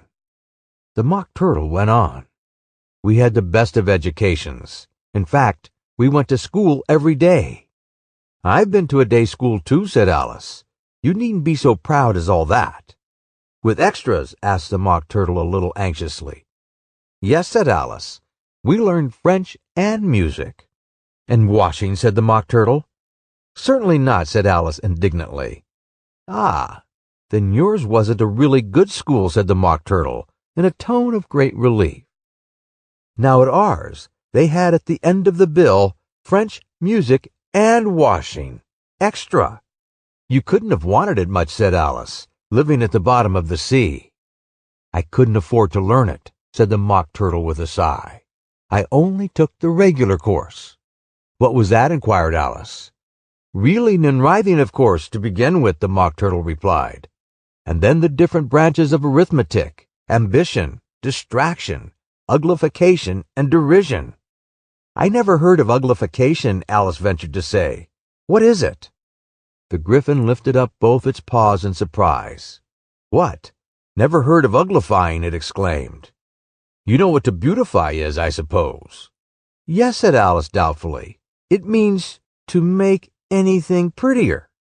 "Well then," the Gryphon went on, "if you don't know what to uglify is, you are a simpleton." Alice did not feel encouraged to ask any more questions about it, so she turned to the Mock Turtle and said, "What else had you to learn?" "Well, there was mystery," the Mock Turtle replied, counting off the subjects on his flappers.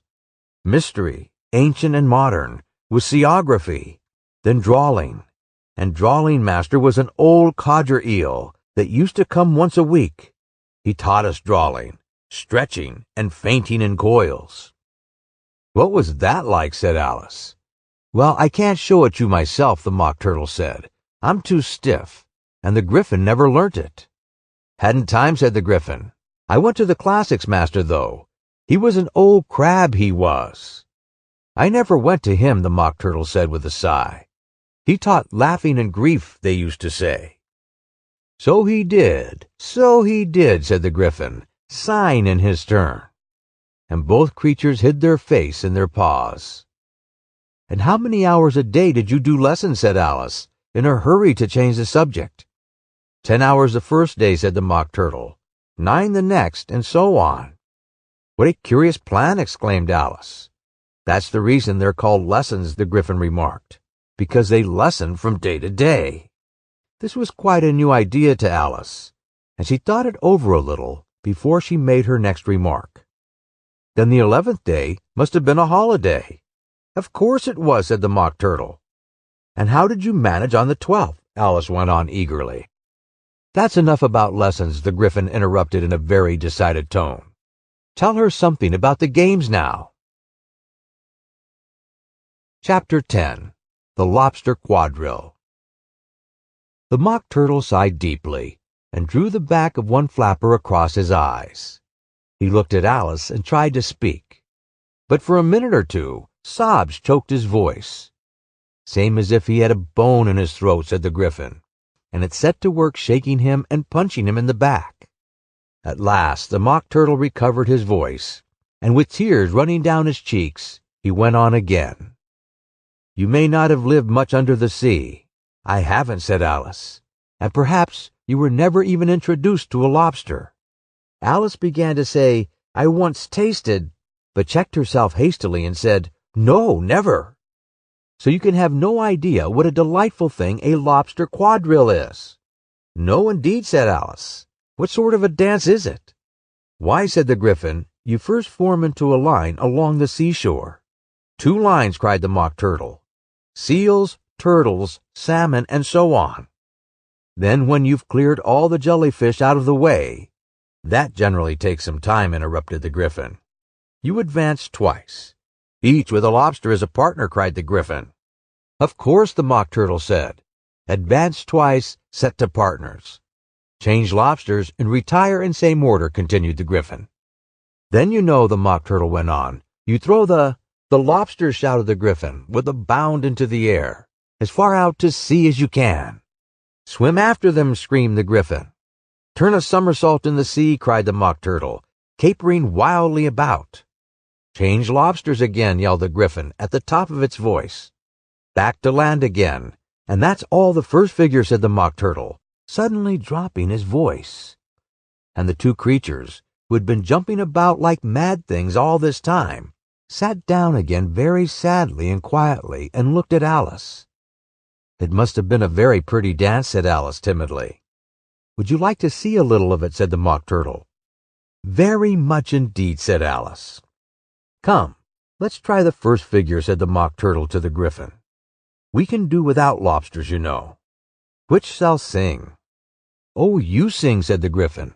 I've forgotten the words. So they began solemnly dancing round and round Alice, every now and then treading on her toes when they passed too close, and waving their forepaws to mark the time, while the Mock Turtle sang this very slowly and sadly. Will you walk a little faster, said a whiting to a snail.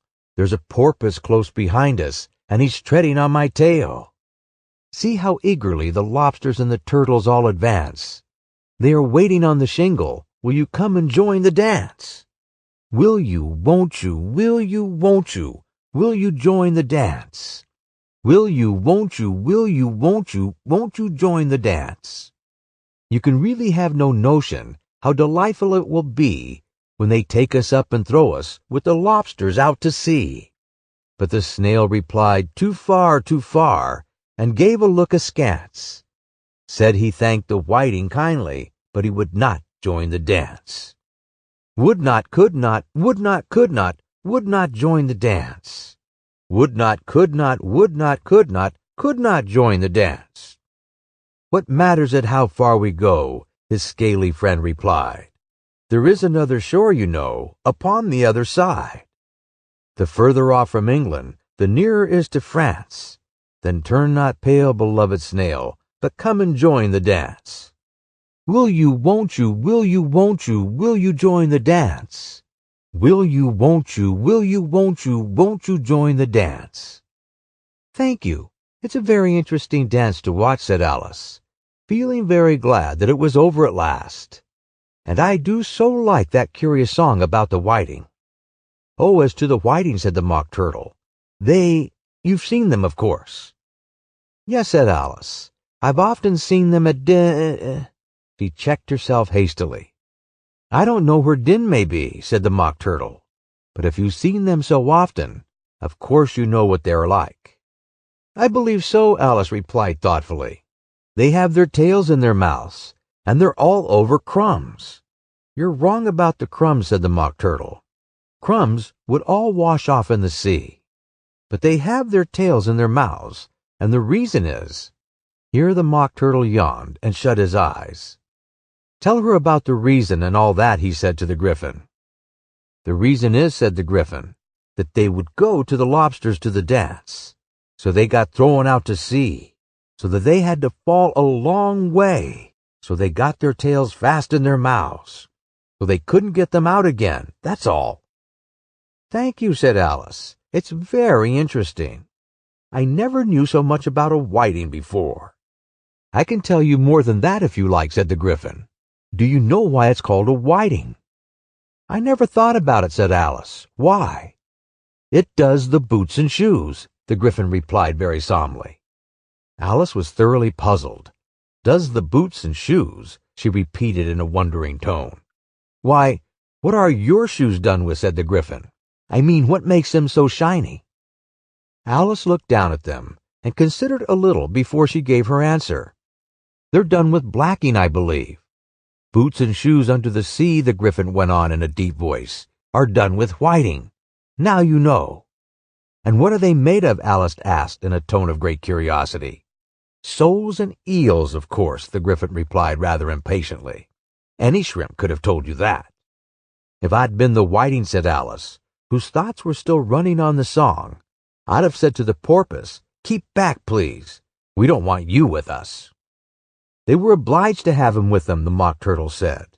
No wise fish would go anywhere without a porpoise. Wouldn't it really? Said Alice, in a tone of great surprise. Of course not, said the Mock Turtle.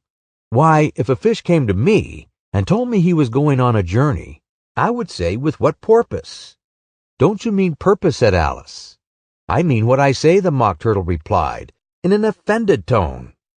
And the Gryphon added, Come, let's hear some of your adventures. I could tell you my adventures beginning from this morning, said Alice a little timidly. But it's no use going back to yesterday. because I was a different person then." "Explain all that," said the Mock Turtle. "No, no, the adventures first," said the Gryphon in an impatient tone. "Explanations take such a dreadful time." So Alice began telling them her adventures from the time when she first saw the White Rabbit. She was a little nervous about it just at first. The two creatures got so close to her, one on each side, and opened their eyes and mouths so very wide. But she gained courage as she went on. Her listeners were perfectly quiet till she got to the part about her repeating, "You are old, Father William," to the caterpillar, and the words all coming different. And then the Mock Turtle drew a long breath and said, "That's very curious." "It's all about as curious as it can be," said the Gryphon. "It all came different," the Mock Turtle repeated thoughtfully. "I should like to hear her try and repeat something now. Tell her to begin." He looked at the Gryphon as if he thought it had some kind of authority over Alice. "Stand up and repeat, 'Tis the voice of the sluggard," said the Gryphon. How the creatures order one about and make one repeat lessons, thought Alice. I might as well be at school at once. However, she got up and began to repeat it, and her head was so full of the lobster quadrille that she hardly knew what she was saying, and the words came out very queer indeed. "'Tis the voice of the lobster," I heard him declare. "You have baked me to brown, I must sugar my hair." As a duck with its eyelids, so he with his nose trims his belt and his buttons and turns out his toes. When the sands are all dry, he is gay as a lark, and will talk in contemptuous tones of the shark. But when the tide rises and sharks are around, his voice has a timid and tremulous sound. "That's different from what I used to say when I was a child," said the Gryphon. "Well, I never heard it before," said the Mock Turtle, "but it sounds uncommon nonsense." Alice said nothing. She had sat down with her face in her hands, wondering if anything would ever happen in a natural way again. "I should like to have it explained," said the Mock Turtle. "She can't explain it," said the Gryphon hastily. "Go on with the next verse." "But about his toes," the Mock Turtle persisted. "How could he turn them out with his nose, you know?" "It's the first position in dancing," Alice said, but was dreadfully puzzled by the whole thing, and longed to change the subject. "Go on with the next verse," the Gryphon repeated impatiently. "It begins, 'I pass by his garden.'" Alice did not dare to disobey, though she felt sure it would all come wrong, and she went on in a trembling voice. "I passed by his garden, and marked with one eye how the owl and panther were sharing an eye. The panther took pie crust and gravy and meat, while the owl had dish as its share of the treat. When the pie was all finished, the owl, as a boon, was kindly permitted to pocket the spoon, while the panther received knife and fork with a growl, and concluded the banquet." "What is the use of repeating all that stuff," the Mock Turtle interrupted, "if you don't explain it as you go on? It's by far the most confusing thing I have ever heard." "Yes, I think you'd better leave off," said the Gryphon, and Alice was only too glad to do so. "Shall we try another figure of the lobster quadrille?" the Gryphon went on.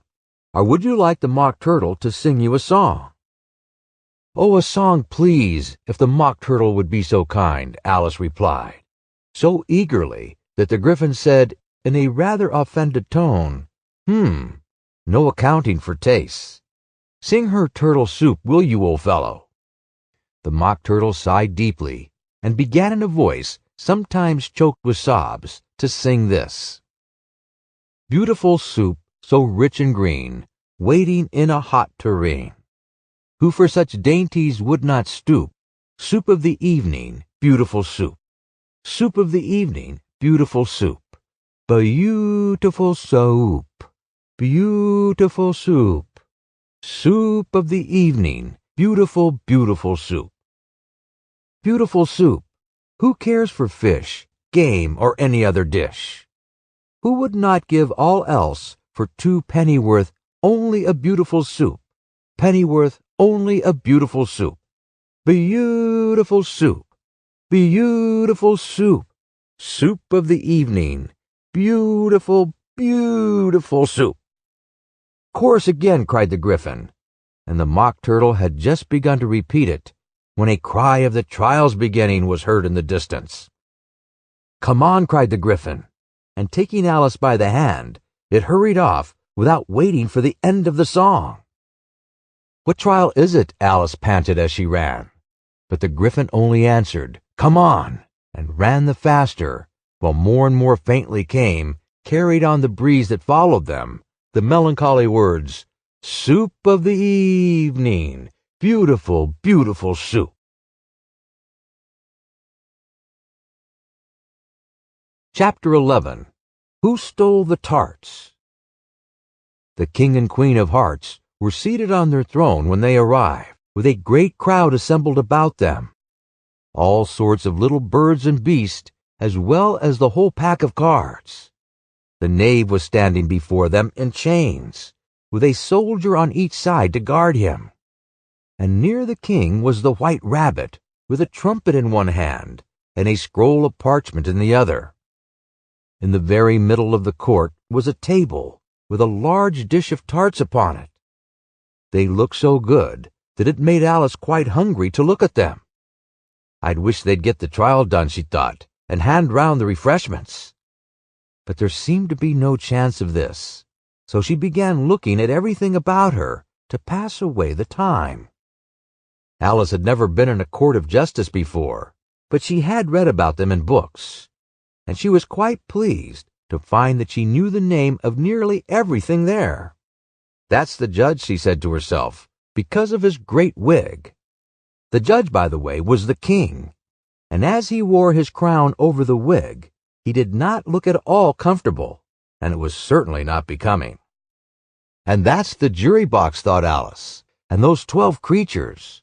She was obliged to say creatures, you see, because some of them were animals, and some were birds. "I suppose they are the jurors."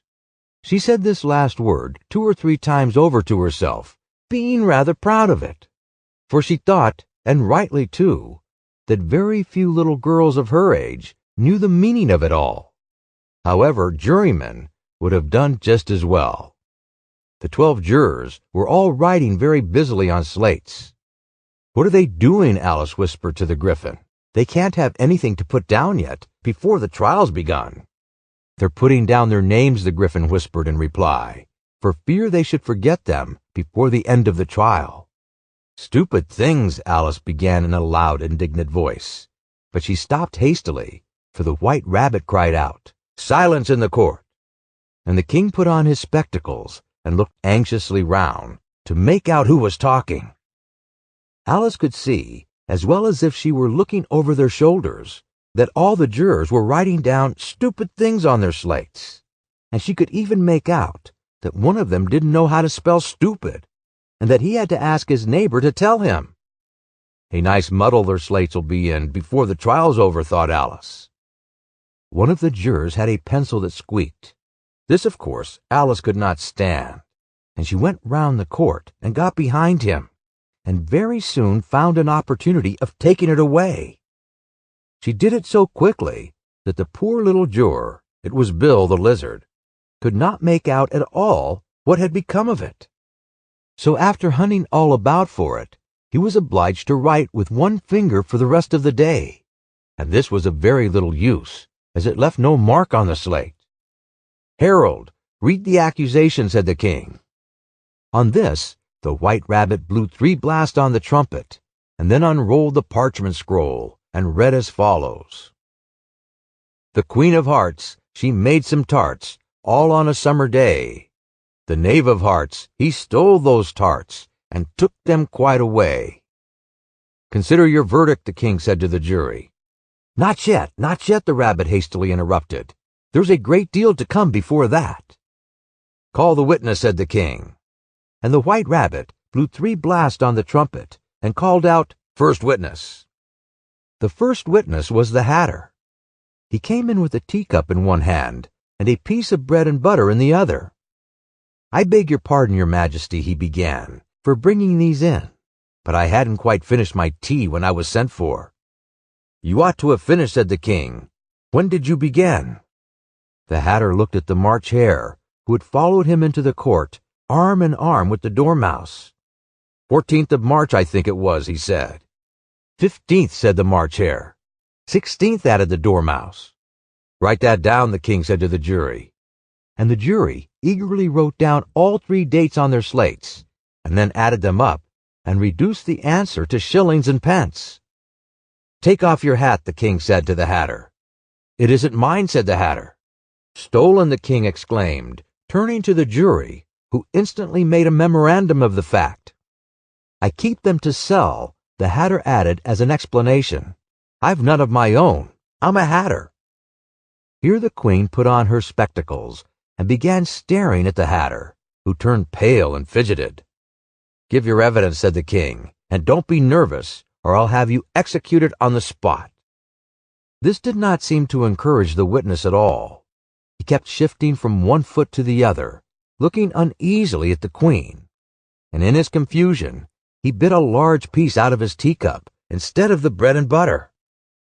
Just at this moment, Alice felt a very curious sensation, which puzzled her a great deal, until she made out what it was. She was beginning to grow larger again, and she thought at first she would get up and leave the court. But on second thought, she decided to remain where she was as long as there was room for her. I wish you wouldn't squeeze so, said the Dormouse, who was sitting next to her. I can hardly breathe. I can't help it, said Alice very meekly. I'm growing. You've no right to grow here, said the Dormouse. Don't talk nonsense, said Alice more boldly. You know you're growing too. Yes, but I grow at a reasonable pace, said the Dormouse, not in that ridiculous fashion. And he got up very sulkily and crossed over to the other side of the court. All this time, the queen had never left off staring at the Hatter, and just as the Dormouse crossed the court, she said to one of the officers of the court, Bring me the list of the singers in the last concert, on which the wretched Hatter trembled so that he took both his shoes off. Give your evidence, the king repeated angrily, or I'll have you executed, whether you're nervous or not. I'm a poor man, your majesty, the Hatter began, in a trembling voice, and I hadn't begun my tea, not above a week or so, and what with the bread and butter getting so thin, and the twinkling of the tea— The twinkling of what? Said the king. It began with the tea, the Hatter replied. Of course twinkling begins with a T, said the king sharply. Do you take me for a dunce? Go on. I'm a poor man, the Hatter went on, and most things twinkled after that. Only the March Hare said— I didn't, the March Hare interrupted in a great hurry. You did, said the Hatter. I deny it, said the March Hare. He denies it, said the king. Leave out that part. Well, at any rate, the Dormouse said. The Hatter went on, looking anxiously round to see if he would deny it too. But the Dormouse denied nothing, being fast asleep. After that, continued the Hatter, I cut some more bread and butter. But what did the Dormouse say? One of the jury asked. That I can't remember, said the Hatter. You must remember, remarked the king, or I'll have you executed. The miserable Hatter dropped his teacup and bread and butter, and went down on one knee. I'm a poor man, your majesty, he began. You're a very poor speaker, said the king. Here one of the guinea pigs cheered, and was immediately suppressed by the officers of the court. As that is rather a hard word, I'll just explain to you how it was done. They had a large canvas bag, which tied up at the mouth with strings. Into this they slipped the guinea pig, head first, and then sat upon it. I'm glad I've seen that done, thought Alice. I've so often read in the newspapers, at the end of trials, there were some attempts at applause, which was immediately suppressed by the officers of the court. And I never understood what it meant till now. If that's all you know about it, you may stand down, continued the king. I can't go no lower, said the Hatter. I'm on the floor as it is. Then you may sit down, the king replied. Here the other guinea pig cheered and was suppressed. Come, that finished the guinea pigs, thought Alice. Now we shall get on better. I'd rather finish my tea, said the Hatter, with an anxious look at the queen, who was reading the list of singers. You may go, said the king, and the Hatter hurriedly left the court, without even waiting to put his shoes on. And just take his head off outside, the Queen added to one of the officers. But the Hatter was out of sight before the officer could get to the door. Call the next witness, said the King. The next witness was the Duchess cook. She carried the pepper box in her hand, and Alice guessed who it was, even before she got into the court, by the way the people near the door began sneezing all at once. Give your evidence, said the King. Shan't, said the cook. The King looked anxiously at the White Rabbit, who said in a low voice, Your Majesty must cross-examine this witness. Well, if I must, I must, the King said, with a melancholy air. And after folding his arms and frowning at the cook till his eyes were nearly out of sight, he said in a deep voice, What are tarts made of? Pepper mostly, said the cook. Treacle, said a sleepy voice behind her. Collar that dormouse, the Queen shrieked out. Behead that dormouse. Turn that dormouse out of court. Suppress him. Pinch him. Off with his whiskers. For some minutes, the whole court was in confusion getting the dormouse turned out. And by the time they had settled down again, the cook had disappeared. Never mind, said the King, with an air of great relief. Call the next witness. And he added in an undertone to the Queen, Really, my dear, you must examine the next witness. It quite makes my forehead ache. Alice watched the White Rabbit as he fumbled over the list, feeling very curious to see what the next witness would be like. For they haven't got much evidence yet, she said to herself. Imagine her surprise when the White Rabbit read out at the top of his shrill little voice the name Alice. Chapter 12. Alice's Evidence. Here, cried Alice, quite forgetting in the flurry of the moment how large she had grown in the last few minutes. And she jumped up in such a hurry that she tipped over the jury box with the edge of her skirt, upsetting all the jurymen on the heads of the crowd below. And there they lay sprawling about, reminding her very much of a globe of goldfish she had accidentally upset the week before. Oh, I beg your pardon, she exclaimed in a tone of great dismay, and began picking them up again as quickly as she could. For the accident of the goldfish kept running in her head, and she had a vague sort of idea that they must be collected at once and put back into the jury box, or they would die. The trial cannot proceed, said the King, in a very grave voice, until all the jurymen are back in their proper places. All, he repeated with great emphasis, looking hard at Alice as he said so. Alice looked at the jury box and saw that, in her haste, she had put the lizard in head downwards, and the poor little thing was waving its tail about in a melancholy way, being quite unable to move. She soon got it out again and put it right. Not that it signifies much, she said to herself. I should think it would be quite as much use in the trial one way up as the other. As soon as the jury had a little recovered from the shock of being upset, and their slates and pencils had been found and handed back to them, they set to work very diligently to write out a history of the accident. All except the lizard, who seemed too much overcome to do anything but sit with its mouth open, gazing up into the roof of the court. What do you think about this business? The King said to Alice. Nothing, said Alice. Nothing whatever, persisted the King. Nothing whatever, said Alice.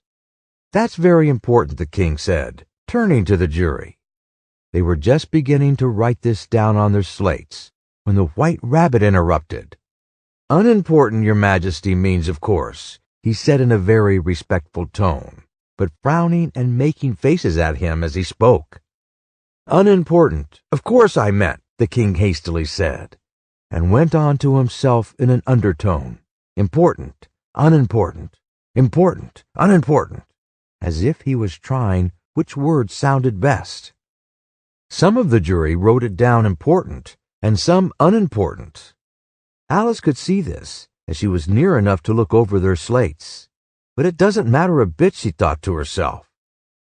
At this moment the King, who had been for some time busily writing in his notebook, cackled out, "Silence," and read out from his book. Rule 42. all persons more than a mile high to leave the court. Everybody looked at Alice. I'm not a mile high, said Alice. You are, said the king. Nearly 2 miles high, added the queen. Well, I shan't go at any rate, said Alice. Besides, that's not a regular rule. You invented it just now. It's the oldest rule in the book, said the king. Then it ought to be number 1, said Alice. The king turned pale and shut his notebook hastily. Consider your verdict, he said to the jury, in a low, trembling voice. There's more evidence to come yet, please your majesty, said the White Rabbit, jumping up in a great hurry. This paper has just been picked up. What's in it, said the queen. I haven't opened it yet, said the White Rabbit, but it seems to be a letter written by a prisoner to somebody. It must have been that, said the king, unless it was written to nobody, which isn't usual, you know. Who was it directed to, said one of the jurymen. It isn't directed at all, said the White Rabbit. In fact, there's nothing written on the outside. He folded the paper as he spoke and added, It isn't a letter after all. It's a set of verses. Are they in the prisoner's handwriting? Asked another of the jurymen. No, they're not, said the White Rabbit, and that's the queerest thing about it. The jury all looked puzzled. He must have imitated somebody else's hand, said the king. The jury all brightened up again. Please your majesty, said the knave, I didn't write it, and they can't prove I did. There's no name signed at the end. If you didn't sign it, said the king, that only makes the matter worse. You must have meant some mischief, or else you'd have signed your name like an honest man. There was a general clapping of hands at this. It was the first really clever thing the king had said that day. That proves his guilt, said the queen. It proves nothing of the sort, said Alice. Why, you don't even know what they're about. Read them, said the king. The White Rabbit put on his spectacles. Where shall I begin, please your majesty, he asked. Begin at the beginning, the king said gravely, and go on till you come to the end, then stop. These were the verses the White Rabbit read. They told me you had been to her, and mentioned me to him. She gave me a good character, but said I could not swim. He sent them word I had not gone. We know it to be true. If she should push the matter on, what would become of you? I gave her 1, they gave him 2. You gave us 3 or more. They all returned from him to you, though they were mine before. If I or she should chance to be involved in this affair, he trusts to you to set them free exactly as we were. My notion was that you had been, before she had this fit, an obstacle that came between him, ourselves, and it. Don't let him know she liked them best, for this must ever be a secret kept from all the rest, between yourself and me. That's the most important piece of evidence we've heard yet, said the king, rubbing his eyes. So now let the jury— If any one of them can explain it, said Alice. She had grown so large in the last few minutes that she wasn't a bit afraid of interrupting him. I'll give him 6 pence. I don't believe there's an atom of meaning in it. The jury all wrote down on their slates, She doesn't believe there's an atom of meaning in it. But none of them attempted to explain the paper. If there's no meaning in it, said the king, that saves a world of trouble, you know, as we needn't try to find any. And yet I don't know, he went on, spreading out the verses on his knee and looking at them with one eye. I seem to see some meaning in them after all. Said I could not swim. You can't swim, can you? He added, turning to the knave. The knave shook his head sadly.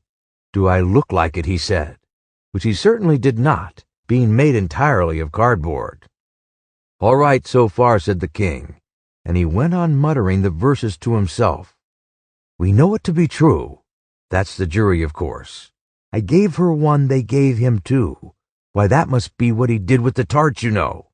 But it goes on, they all returned from him to you, said Alice. Why, there they are, said the king triumphantly, pointing to the tarts on the table. Nothing can be clearer than that. Then again, before she had this fit. You never had fits, my dear, I think, he said to the queen. "Never," said the queen furiously, throwing an inkstand at the lizard as she spoke. The unfortunate little Bill had left off writing on his slate with one finger, as he found it made no mark. But he now hastily began again, using the ink that was trickling down his face as long as it lasted. "Then the words don't fit you," said the king, looking round the court with a smile. There was a dead silence. "It's a pun," the king added in an offended tone, and everybody laughed. "Let the jury consider their verdict," the king said, for about the 20th time that day. "No, no," said the queen. "Sentence first, verdict afterwards." "Stuff and nonsense," said Alice loudly. "The idea of having the sentence first." "Hold your tongue," said the queen, turning purple. "I won't," said Alice. "Off with her head," the queen shouted at the top of her voice. Nobody moved. "Who cares for you?" said Alice. She had grown to her full size by this time. "You're nothing but a pack of cards." At this, the whole pack rose up into the air and came flying down upon her. She gave a little scream, half of fright and half of anger, and she tried to beat them off, and found herself lying on the bank with her head in the lap of her sister, who was gently brushing away some dead leaves that had fluttered down from the trees upon her face. "Wake up, Alice dear," said her sister. "Why, what a long sleep you've had." "Oh, I've had such a curious dream," said Alice, and she told her sister, as well as she could remember them, all these strange adventures of hers that you have just been reading about. And when she had finished, her sister kissed her and said, "It was a curious dream, dear, certainly. But now run into your tea. It's getting late." So Alice got up and ran off, thinking while she ran, as well as she might, what a wonderful dream it had been. But her sister sat still, just as she left her, leaning her head on her hand, watching the setting sun, and thinking of little Alice and all her wonderful adventures, till she too began dreaming after a fashion. And this was her dream. First, she dreamed of little Alice herself, and once again the tiny hands were clasped upon her knee, and the bright, eager eyes were looking up into hers. She could hear the very tones of her voice, and see that the queer little toss of her head to keep back the wandering hair that would always get into her eyes. And still as she listened, or seemed to listen, the whole place around her became alive with the strange creatures of her little sister's dream. The long grass rustled at her feet as the white rabbit hurried by. The frightened mouse splashed his way through the neighboring pool. She could hear the rattle of the teacups as the March Hare and his friends shared their never-ending meal, and the shrill voice of the queen ordering off her unfortunate guests to execution. Once more the pig baby was sneezing on the Duchess's knee, while plates and dishes crashed around it. Once more the shriek of the griffin, the squeaking of the lizard's slate pencil, and the choking of the suppressed guinea pigs filled the air, mixed up with the distant sobs of the miserable mock turtle. She sat on with closed eyes and half believed herself in Wonderland, though she knew she had but to open them again, and all would change to dull reality. The grass would be only rustling in the wind, and the pool rippling to the waving of the reeds. The rattling teacups would change to tinkling sheep bells, and the queen's shrill cries to the voice of the shepherd boy, and the sneeze of the baby, the shriek of the griffin, and all the other queer noises would change, she knew, to the confused clamor of the busy farmyard, while the lowing of the cattle in the distance would take the place of the mock turtle's heavy sobs. Lastly, she pictured to herself how this same little sister of hers would in the aftertime be herself a grown woman, and how she would keep through all her riper years the simple and loving heart of her childhood, and how she would gather about her other little children and make their eyes bright and eager with many a strange tale, perhaps even with the dream of Wonderland of long ago, and how she would feel with all their simple sorrows and find a pleasure in all their simple joys, remembering her own child life and the happy summer days. The end. We hope you enjoyed this interesting audio title. For more information on all of our titles, please visit us at thoughtaudio.com.